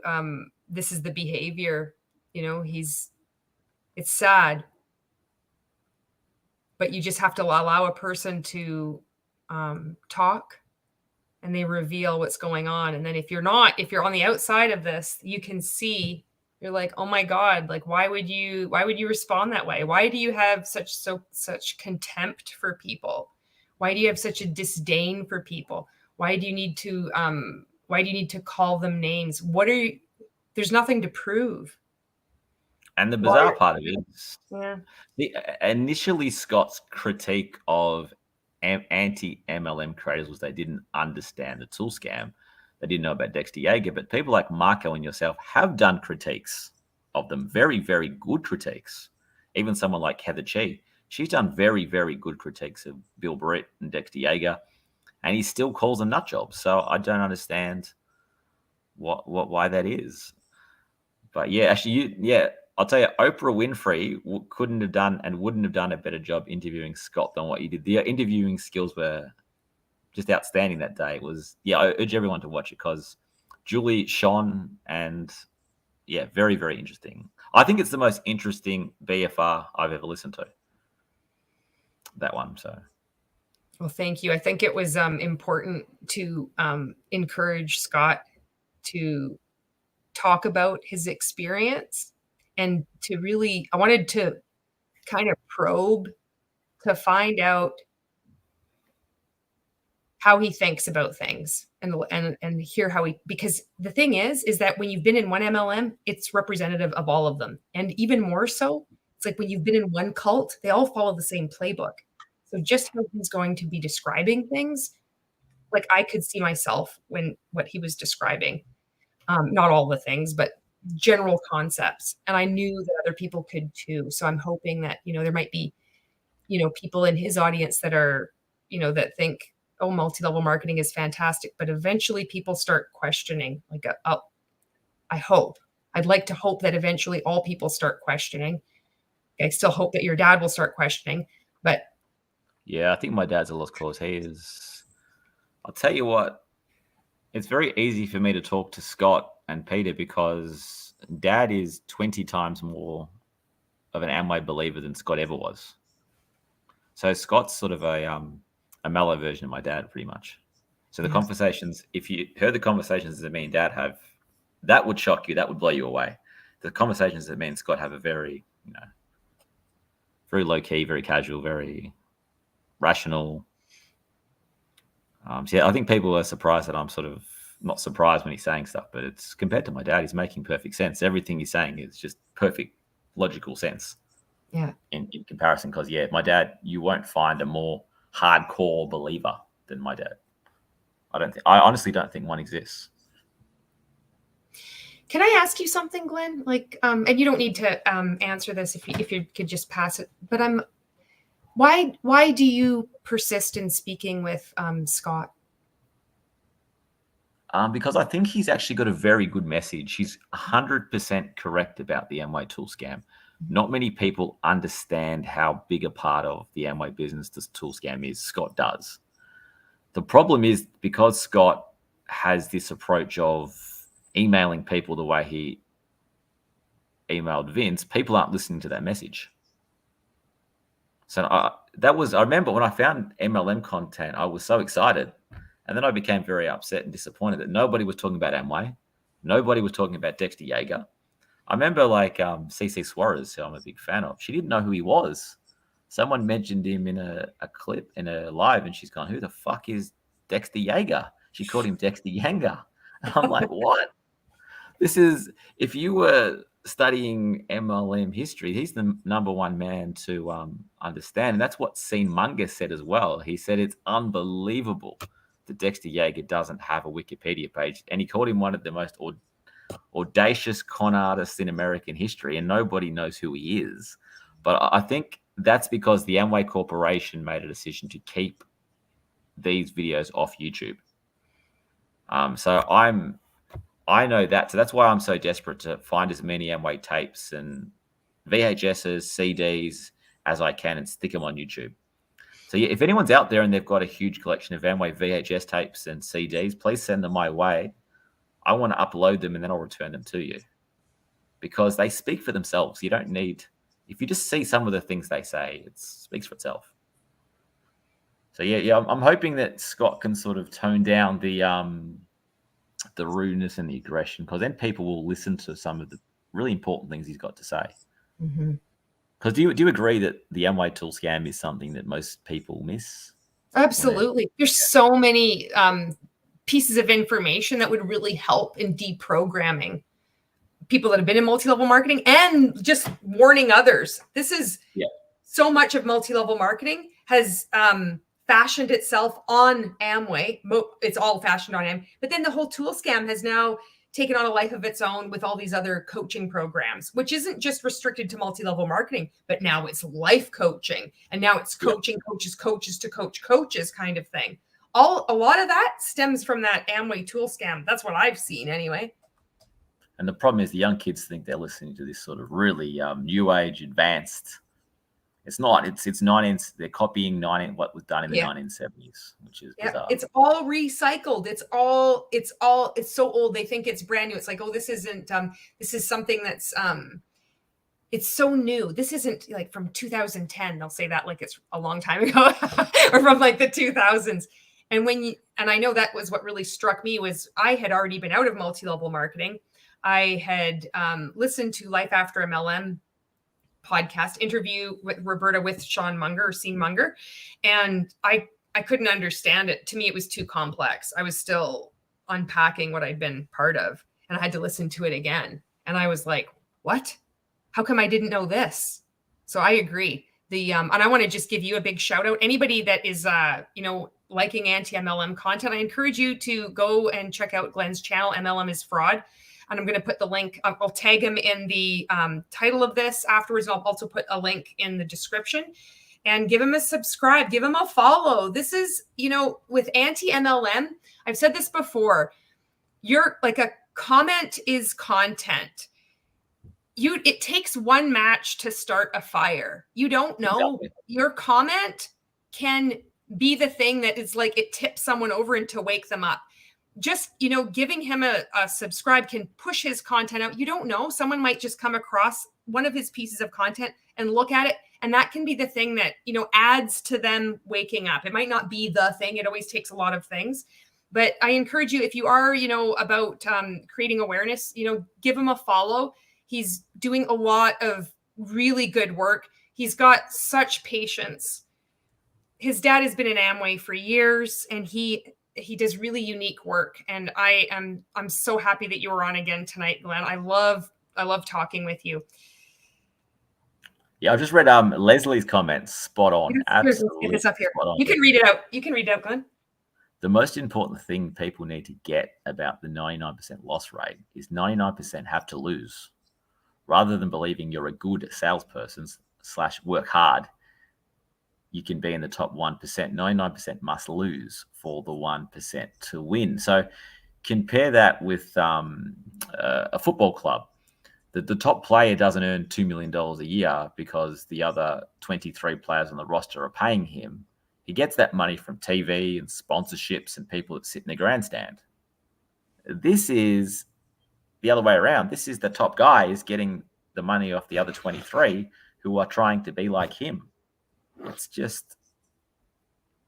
unbelievable, really. I mean, but the 99%, that's the key. People need to understand. And 99% of people, there's only one type of business that has a 99% loss rate, and that's multi-level marketing. It's the worst of the worst of the worst. That's it. That's all they need to know. And, if you've got kids, make sure you let them know that if anyone ever talks about this stuff to you, there's a 99% loss rate. Yeah. And it's like, and just like what you emphasize, what Leslie said, is that even if you are successful, it's not like how you pointed out about being a football club, getting sponsorships. The people are losing. You're hurting people.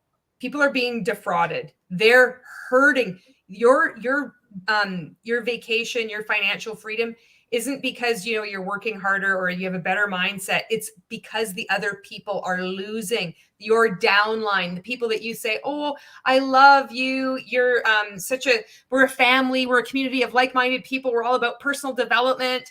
You're hurting them. You're purposefully, strategically manipulating them. And if you're in any multi-level marketing, there's emotional abuse going on. And you're probably doing it to your downline. They know that 99% of people are going to lose, but they don't care. The mentality is very, very simple. 99% of people are going to lose, but I'm going to win. Therefore, I don't care. That is it in a nutshell. And Leslie is from Melbourne. There you go. I'm from Melbourne as well. It's a very small world. That's so good. If you live in Melbourne, there's a high percentage chance that Leslie has actually been prospected by my father. That's highly likely because Melbourne's not that big, and if she catches taxis, then there you go. She's probably been prospected. Lisa, thank you very much. Just popped over to Glenn's channel and subscribe. Teamwork makes a dream work. There we go. Thank you very much, Lisa. Yeah, I'm about to start working on getting yesterday's BFR, Building Fortunes Radio up, where Scott Johnson's son actually appeared. We were talking about this is hard to believe, but it's a real true thing, and they still exist today. Amway youth camps, Dexter Yeager youth camps, on the Dexter Yeager principles. Even though Dexter Yeager is dead, they still run these classes even here in Australia, where diamonds mentor children as young as 12. Scott Johnson's son attended 3 of these, and amazingly, yesterday, Scott had a lot of interesting, intelligent things to say. He actually felt that his son was groomed at this camp, but he then said that he didn't regret sending his son to this camp or these camps, which, again, I find amazing. But you couldn't make this stuff up. An MLM camp for children as young as 12. It's bizarre. But what's interesting about this, it's very, very hard to find information on these camps. I've searched and searched and searched, and only I've been able to find a couple of pieces of information. One of the pieces I found was a guy, apparently one of the guest speakers was called Diamond Dave. So you can imagine what Diamond Dave would have been telling these children about. I just think of all this warped personal development stuff, this law of attraction, the secret, and it's like you got to believe. Oh, it's so gross. This is cult indoctrination, targeting the kids. How messed up is that? And it's so sad when I hear him, or you know how you're describing how he said his son was groomed, but you know what? It was a good thing. He had a lot of fun, and then he got the son on. I think he was frustrated that Peter was frustrated I was making too much of a deal of it. He said, "Oh, we've spent too much time on this already. Camps that happened, I think he said 1,000 years ago from a man that's dead." And I'm like, no. These camps happen today. Dexter Yeager camps still happen today. They're still getting diamonds to go and talk to kids and fill their minds with garbage today. This isn't old. This is happening today. Wow. But yeah, Amway's smart enough to know that we're going to sell these camps to people in Amway, but we're not going to advertise it publicly, because if we did, people like Marco, CC Suarez, Heather Chi, and Julie Anderson would rip them to pieces. So we're going to do this in an almost underground sort of fashion. So yeah, they've never publicly, Amway's got a lot of videos they put on YouTube. They've never done one about the Amway camps. I've never heard of that. That is so messed up. And you know what's weird is like how, you know, mentioning we need to get to the kids before they're 18. And I had misinterpreted it. Like when you were explaining it, I wanted to just go back to that and acknowledge it, because I was like thinking like swooping in people in multi-level marketing, getting to the kids while they're 18, because I've heard that, but that wasn't what you were talking about. It was like, but Amway is getting in when they're 12. Yes. And they would have learnt about, you know, Diamond Dave, he probably won't even use the term Amway. He'll say the business. Yeah. But he'll talk about how you can't let people steal your dream. And a lot of people tried to talk me out of things, and I stood firm. And that's why I have 25 Ferraris, 10 houses. I've been to the Super Bowl in a super box. You know, I've been on holidays all around the world. And then the kids are going to take this in, they're going to listen, and then it's going to be a hell of a lot easier to get them to stick in Amway in 5 years' time when they're 18. The indoctrination has already begun, especially if they have a parent in Amway. And then you see now it's like parents like one of the parents, it could be both, but one is on social media, is in a certain multi-level marketing company, and is using their children or their child in their marketing. That's messed up too. Yeah. Monica says, another thing is, how can people be comfortable having their paycheck depend on a downline? The constant fear of people leaving. How are you not stressed with that? You know, what I've seen is that I'll tell you why it is. It's sure. It's because they're told that you only have to do the work once.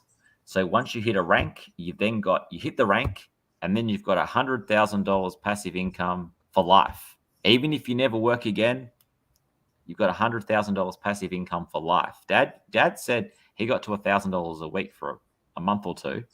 And he said, I've got the equivalent to a $1 million asset. Now, the way he figured out this was, in order for me to make $1,000 a week from bank interest, I would need to have $1 million in the bank.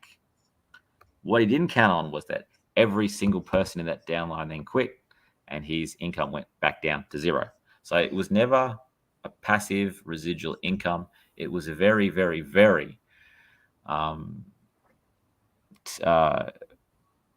risky, I'm not sure how to describe it, but it was very, very, very insecure payment that he was receiving, and it was dependent upon the downline continuing to buy products, even though none of them were making any money.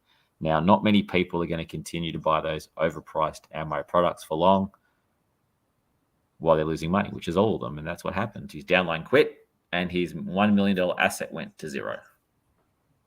But yeah, nobody's concerned about the paycheck depending on the downline, because that's not the way they see it. They're taught that you do the work once, and then you can relax forever.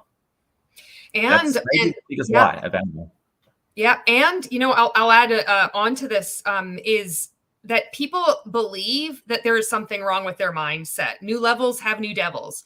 So when the inevitable happens, because there's that 50 to 80% churn rate each year where people are quitting or they're moving to another multi-level marketing company, that we're also taught, we're taught all these thought stopping cliches. It's like, oh, well, you got to a certain rank, but then you let your foot off the gas pedal. That's why people quit. You weren't showing up as a leader. Or then we're also told, and that the team that got you to your first rank isn't going to be the team that's with you when you cross the finish line. A lot of people, they say they're going to be there until the end, but they're not. You're going to need to recruit a whole other team. You're going to have to start all over. So seeing that you're in a pyramid scheme, seeing that this isn't okay, you think that this is the only way, that this is just part of it. So there is that fear of people leaving, and it's very stressful, but it's all masked with a horrendous amount of activity. So even when people are like getting up, in these higher ranks, you're getting like closer to the top of the pyramid and they still haven't woken up. They really believe that, their mindset is so good. They hire coaches. They're attending masterminds. They're giving even more money out. They're having to work at different company events. So with Mon8, they'd have to attend like these executive director meetings. They're so busy, and it's because they feel, even the people at the top, everything is their fault. So they'll be blaming their downline. The downline is blaming themselves, and even the leaders, they're blaming themselves too. They can't see what's right in front of them. They can't see that they're in a pyramid scheme. They can't see that the stress is because of this structure. They really see that it's because of themselves and their mindset. Exactly. Leslie says, I'm in Elwood. There you go. I don't want to give it. I'm in. I'm in the west. I'm in Essendon area. And Monica says, but what if they leave? You drop a rank. Exactly, and that's what happens. And then there's always an answer for anything that happens. It's like, well, this is business. This is entrepreneurship. You don't think there's bumps along the way? The hardest part isn't getting the rank. The hardest part is staying at the rank. That's what people don't understand. They're taught that you do it once, and they compare it to, you write the book once and then you get paid for the book forever. They compare an Amway downline to writing a book, and it could not be any more different. Yeah. It's not, you don't do the work once. It's like a bath. I mean, a downline is like a bathtub and with no plug. There's water leaving constantly. You got to continue to put water in. And if you can't put more water in that's going out, then you're going to go back down to zero. And most people who reach ranks can't put more water in than the water that's leaving, because you've got to understand 99% of people are losing. You're literally going to lose 99% of your downline. So you've got to be recruiting constantly. And, if you're in multi-level marketing and you're happening to watch this and you're like, I don't understand why you keep saying 99% of people losing. How are you losing? So most of the products are being purchased from the distributors. So when you have a flash sale or there's a Black Friday sale, because Black Friday is coming up like in the US, and that will be a huge, that's going to be like almost like Christmas or bigger than Christmas, Black Friday. All these sales that are pre-released, you'll be like, get on my exclusive VIP list to my customers. You're going to be working so hard trying to, get the word out to the customers that you do have, and your upline and your company is going to be releasing special deals and special like gift sets. It can only be, purchased now, and they're going to be encouraging you to purchase them because they're such an amazing discount and you love the products anyway. Most of those sales, they're coming from you, distributors.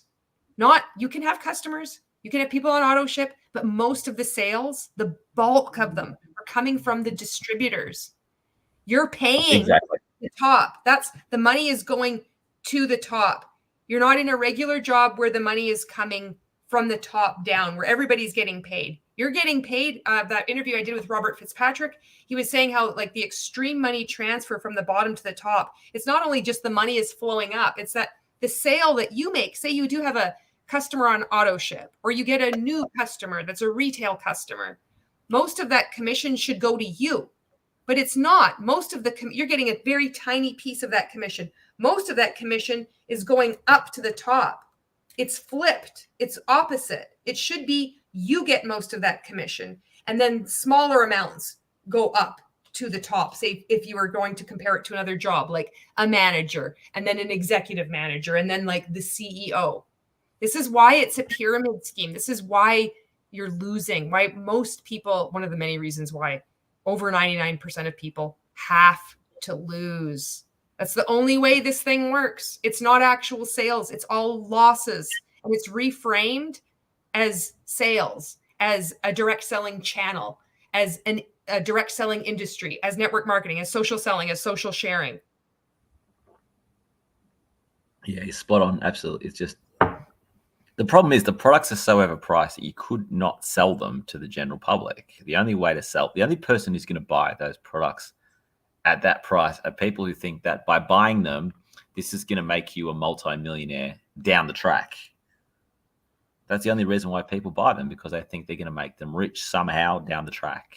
And this, you just brought up a really good point too, is where the products are so overpriced for retail sales, which is why it makes so much sense to get in as a distributor, because you get a discount of, it could be 30%, like it was with Monet. So people say, but I just signed up for the discount.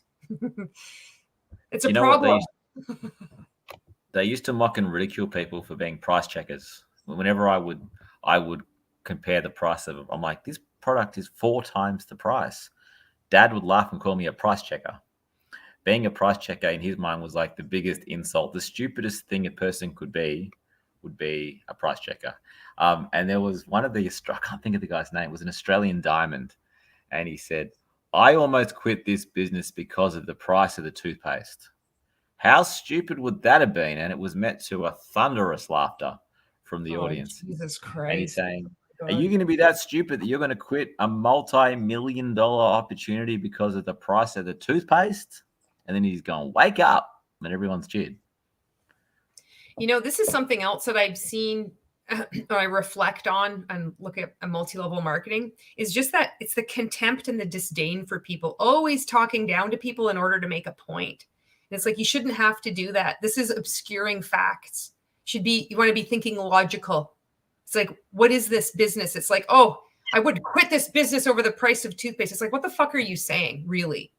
You're just obfuscating. You're trying to make people feel embarrassed and ashamed. You're calling people names, price checker, like you're peacocking around, like you're like this bigger person, like you're important, like you're a businessman. It's like, what? Drop the act. Why do you have to walk around like this? Why do you have to act like this? It's all a facade. This isn't a business. You don't talk to people like that. What an ignorant thing to do, to check the price of something that you're going to buy. What an ignorant, stupid thing to do. I mean, I can't think of another example where somebody would be laughed, mocked, and ridiculed for comparing the price of something. And it's prudent. That's what you do. Like, you compare your price. It's like, but then, you know, you're speaking with in a cult. You're taught to do that. So it's like anything to navigate you from seeing the truth. So if you were going to like make a budget to see how much money you're tracking your expenses, of course it's important to track, like, or to look at the prices of items, but that's considered like, it's considered worthy of ridicule. And nobody is worthy of ridicule. Why would you think that that's an okay way to treat a human being? But in a cult, it is considered okay, because people really are beneath you. You're either in or you're out. You're with us or you're a hater. You're a stinker thinker. You're a loser. You're trying to sabotage me. Oh, you're just one of those people that are going to try to bring me down. You become like the 5 people you spend the most time with. But the bottom line is the products are so overpriced that you have to find a way to stop people checking the prices.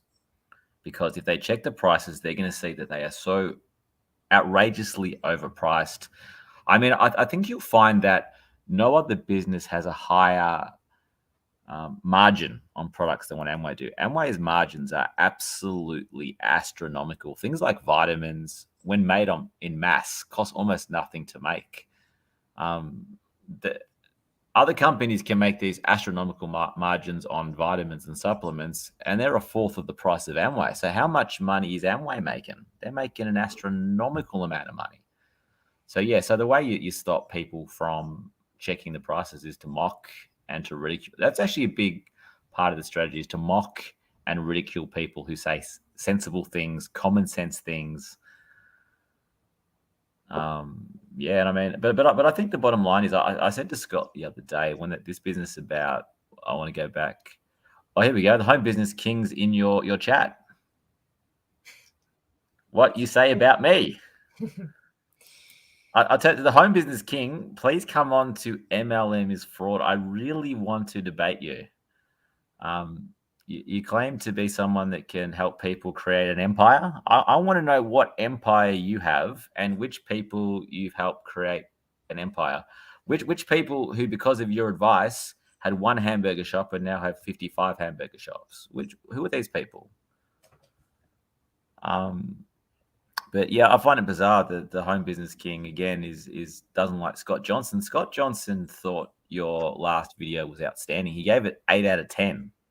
I've tried with Scott, and so's Julie. We never get 8 out of 10s, do we, Julie? I get 1s and 2s. Mad Dog Sports got 2 out of 10. The Business King got 8 out of 10. Paul Marco gets 1s and 2s. So yeah,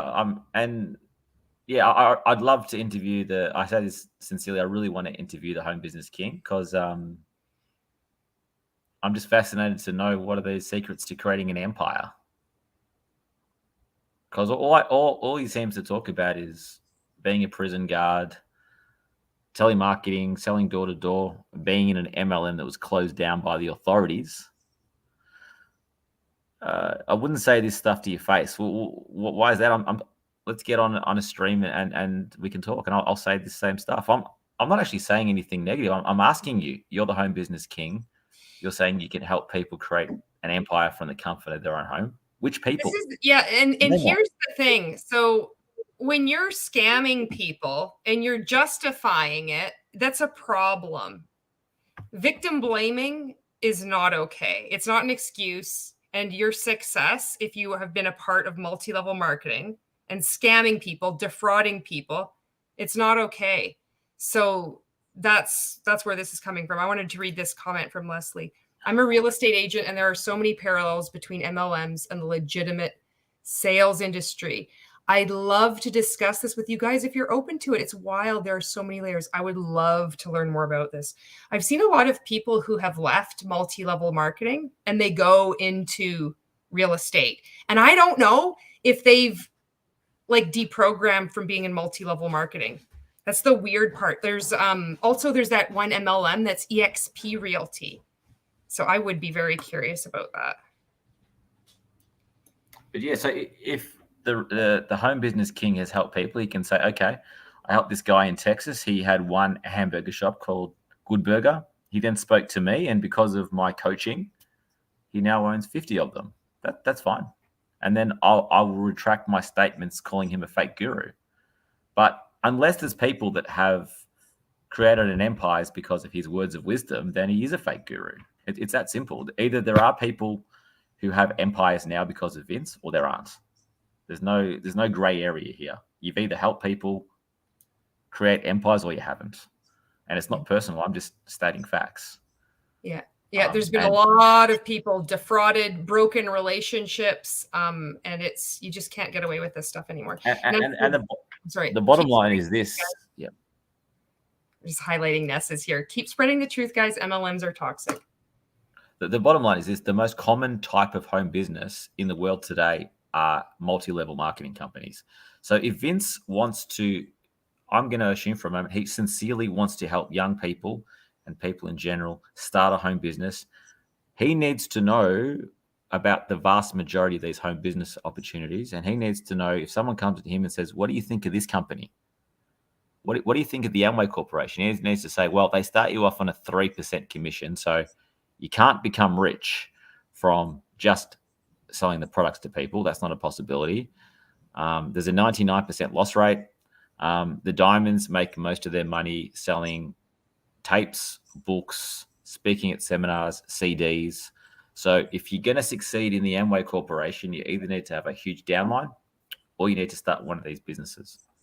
But if Scott's saying, I'm not a statistics man, I don't know what the data is, then that's not very helpful. Because I guarantee you, if I was to reach out today to someone like, who's the guy who was a franchising expert who Marco spoke to? Was it Douglas Brooks? No. Doug Brooks? Yeah, if I said to him, I'm thinking about purchasing a Subway, what do you think of that? He would say, okay, this percentage of Subways succeed. This is the average return on investment per year. You've got, he would he would know all the statistics back to front, and he would then compare the Subway with the Wendy's, the McDonald's, the Burger King, the Kentucky Fried Chicken, and then I could make a decision, an informed decision, and give myself the best possible chance of having the highest possible return on my investment. But someone is saying, "Oh, I don't care about statistics." If you're going to be the home, it's a dead giveaway. It's like, and if you're watching this and you're, considering, you're like, well, for some reason, I started to look at anti-MLM content, but my mom is in an MLM, or my dad said that I really should get in one, and you're starting to actually do your research. This is a good way to critically think when there's, it's this purposeful distraction and this poo-pooing of statistics and facts. Don't look at that. Just listen to me. I'm going to speak I'm going to speak quite reasonably to you. Everything I say isn't really going to make sense, but just trust me on this.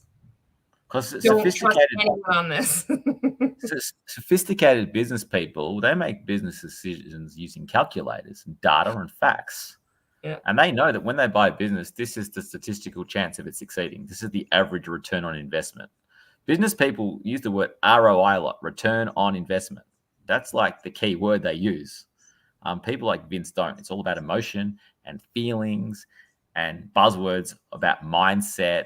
You go speak to a highly sophisticated financial person. They don't talk about mindsets and all this sort of garbage and manifesting. This is pseudoscience. Sorry. Lisa says, that seems like ridiculing common sense is a tactic MLMs use a lot. Don't overthink it. Just jump in. If you're broke, that's why you need to take out a credit card to buy or start. So exactly. That's a lot of MLM coaches use that line, is that if you're broke, this is why you need to invest, because you wouldn't be broke. So you need to, really invest when it hurts, because that's going to motivate you to take more action. Vince has just said he doesn't have time to play with. Banning him. He's gone. I don't have time. No. Please don't ban him. Please keep him in. No, he's banned. I have a zero tolerance policy on this, Glenn. I apologize, but please do me a favor and leave him on, because I think it's insightful what he's saying. Please. No, he's gone. Okay. He said that he doesn't have time to play with 98-pound pencil necks. Yeah. Okay. Now, let's say someone's a 50-pound pencil neck. That doesn't mean that they're not going to give you good advice on starting a home-based business. The person who's a 40-pound pencil neck, he might be the guy with the best information, the most knowledge. How does a person having big muscles like Vince having big muscles doesn't assist his ability to give good information about starting a business? And the fact that he's saying that means that he can't debunk what I'm saying. All he can do is, mind you, he's never even seen me. It's a ridiculous thing to say. A normal, sophisticated business person would not make that comment, which is why I wish you'd kept it on the screen, because it highlights the kind of person that he is. Because on Marco's channel, people are saying in the comment that he seems like a really good guy. He's, they like him. He's got a good personality. I think he's charmed them over. But because I've called him out and stated a few facts and asked him, please name a person that you've helped, suddenly he's turning to these ridiculous insults. Yeah. My thing here is that I have a zero tolerance policy for cult apologists or that kind of behavior, because it's important to create a safe space for people like me to come out, and that kind of thing can chase people away. That's why. But it's on, it'll be here that we've talked about it, but whatever. This is just like, he's one of those comments really prove, though, that he's not a nice guy. Yeah. He's not what he's pretending to be on Marco's channel. He pretended, most people in Marco's life thought he was a really nice guy, a little bit misinformed, but a really nice guy who, but those comments prove that he's not a nice guy. It's not just him being misinformed. He is deliberately deceiving people. He's trying to create an impression that he can help people create an empire. He can't. He's never done that. And the fact that he would respond to me asking, I wasn't being rude to him. I wasn't insulting him. I was simply asking him to name one person that you've helped create an empire. If there was one, he would have named that person. He would have said, good burger franchise, had one outlet, and because of my advice, I now have 52. He couldn't do that. Instead, he insulted me. And that's what people in multi-level marketing do, because there's no it gets like it just escalates to like really defensiveness, and then it has to be like a personal attack. It needs to be insulting.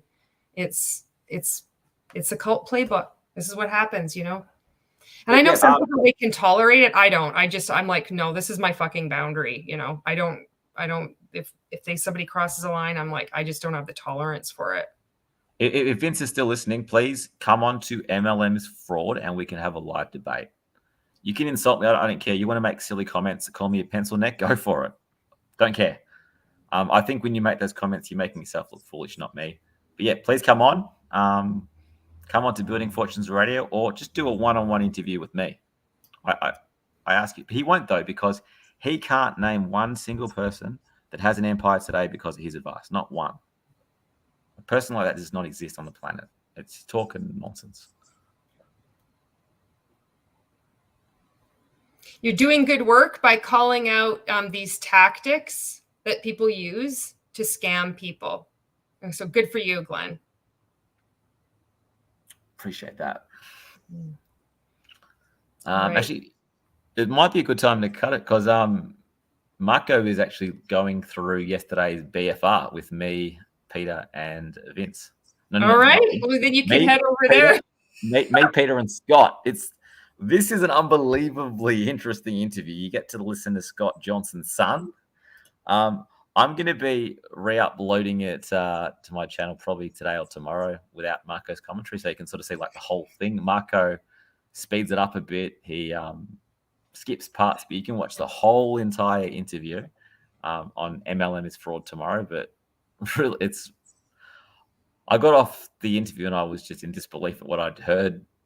You know, things that I wouldn't have thought possible in MLM camp for children, but they exist. Truth is stranger than fiction, Julie. And yeah, I think yesterday it really is. BFA proves it. If you were making a movie about a business cult that paid off all the politicians and had youth camps for 12-year-olds, you'd go, that's too far-fetched. But it's reality, so.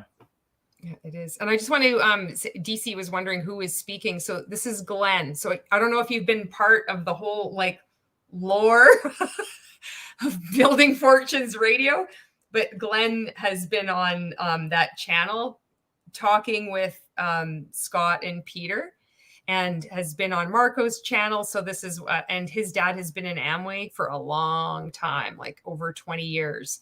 23 years. 23 years. So that's who I'm speaking with. And Leslie says, yep, even Marco said he liked Vince at some stage during his live with them. Yeah, Vince. Marco, as good as he is, he was fooled by Vince's charms. But I think the comments he made calling me a pencil neck, that showed his true character.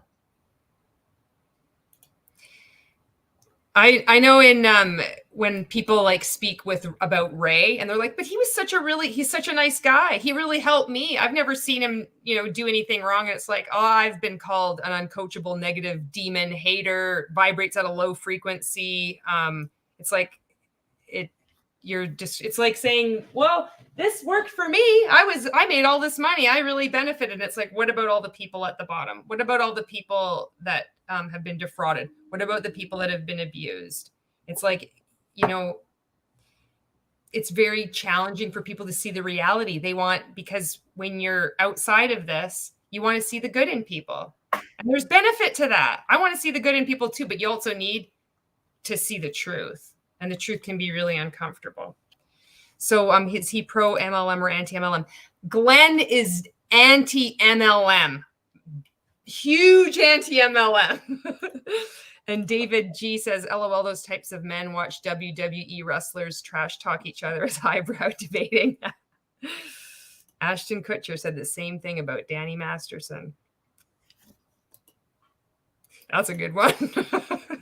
So are you going to go over to Marco's live now? Yeah, I might head. Really appreciate the chat. And if Vince, come debate me, just me and you, or on Building Fortunes Radio with Scott and Peter. Because Scott is one of your biggest fans you have. He gave your last video where you victim blamed MLM losers. He gave it 8 out of 10. I could only dream of one of my ambitions in life is to get an 8 out of 10 off Scott. Julie is awesome, and she can't get an 8 out of 10. Marco can't get one, so you're doing well with Vince, with Scott Johnson, if no one else, Vince. But yeah, please come on. I welcome the debate. I'm really interested to know who these people are who have empires because of your mentorship. And I wanted to just say also about if you're just coming on here. So there was another creator on here who is, for multi-level marketing, and he was insulting Glenn on here. So I just banned him. Glenn didn't want me to ban him, but I banned him. Because he's like, let everybody see the comments, but you know me. I'm like, fuck it, you're gone. You can go. Vince has been pretending to be a nice guy with Marco, but he's proved on here that he is not a nice guy at all. He's not only is he misinformed, he's also not a nice person. Yeah. And Leslie saying this too. You even said you still respected Ray not too long ago before you'd unpack the manipulation. Exactly. And that's why, and I did all those videos as I was, deprogramming. You can see it. I did. It was so hard for me to try to make sense and to like separate. I'm like, but I respected him. And I'm like, but it wasn't respect. I had to find, I'm like, I just was afraid of him. I thought it was respect, but I was just in a cult, But you're right, Leslie. Yeah, I did say that. Yeah. All right. So if you want to take off, Glenn, you can. I'm going to just wrap up here. And Awesome.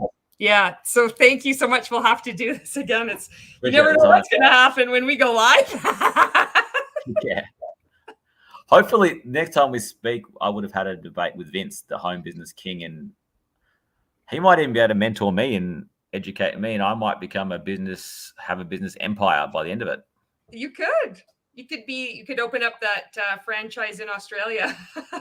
I could be a multi-millionaire the next time we speak because of Vince's wisdom. Fingers crossed. All right. Thank you very much. All right. Thanks, Glenn. See you. Okay. We go. All right. It's just me back on. So if you just got on here, you're like, what the hell is going on? David G says, to say he was insulting Glenn is generous. He was scratching his own fragile masculinity. Yeah. Monica says, I saw his comment. Yeah. I was, well, you don't know what's going to happen, Yeah. So thank you for watching. And I wanted to kind of end with this. If you're somebody that is in multi-level marketing and you're starting to wake up, which maybe you aren't even using those terms yet.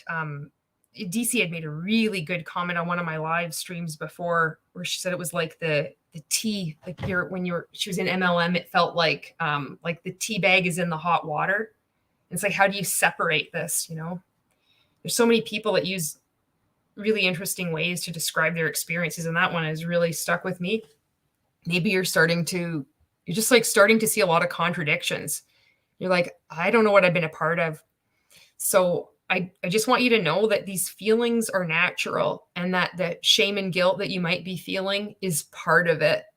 And that you might feel as soon as you kind of grasp one concept, like, but wait a second, I kept saying my business, it can't be a pyramid scheme because pyramid schemes are illegal, or pyramid schemes don't sell products. You're starting to understand that it can take a lot of time. So just please know that that's normal. And you've been a part of something. You've been a part of a cult. And I know that you can really,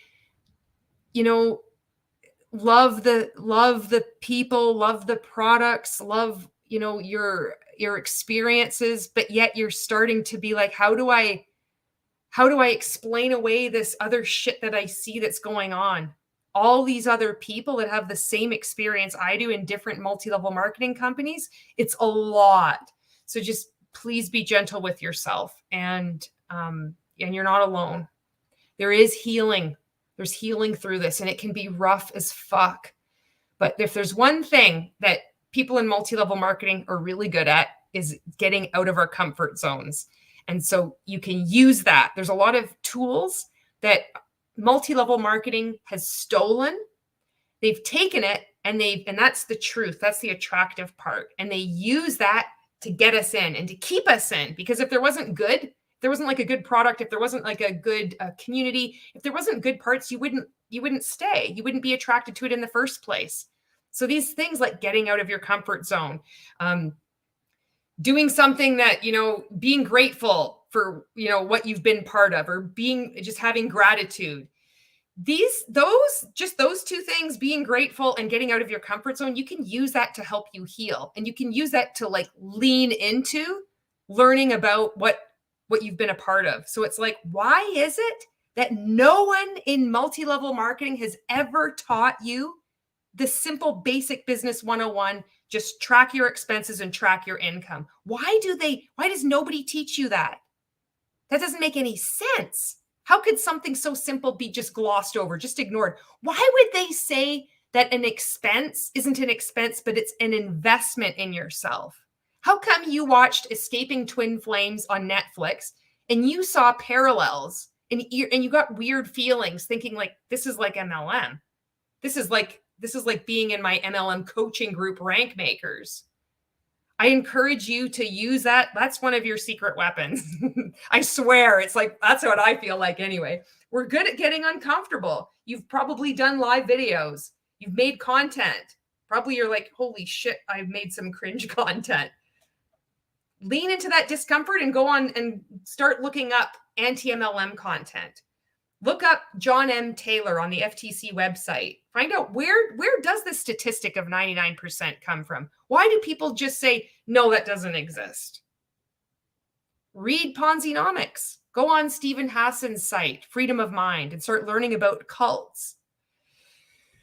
All right. And Monica says, it's not truly love because when you leave, they block you. They can't accept your friendship because you decided to do something else. Even if you did not speak ill of the MLM, it does not matter. That's right. It doesn't. So thank you very much for watching. And I think I'm going to play a little bit of a song here for you. Actually, no, you know what? I'll just end it because it's almost at 2.5 hours. I can just like end it there. It's at 2:27. So that's what I wanted to leave you with, especially if you're in multi-level marketing. Please know that you're not alone. And to every person that was on here tonight, thank you so much for your comments. Comments are so important. It's just like when we're in multi-level marketing, the social proof keeps us in and it attracts other people. That's why we'll say to, we're in a team group. Can somebody please, comment on my post to boost it for the algorithm? It's giving a false impression that there's all these people interested in your business or that you're successful, that you have all these customers, when it's just other people in your pyramid scheme. On the outside of this, the social proof of various comments, people that have been in multi-level marketing, people who haven't, people who have been in real estate, they're saying all these pieces of content, all these comments are so helpful to people that are starting to question. They're starting to wake up. Thank you so much for watching, and I'll see you in the next video. Oh, this was wild.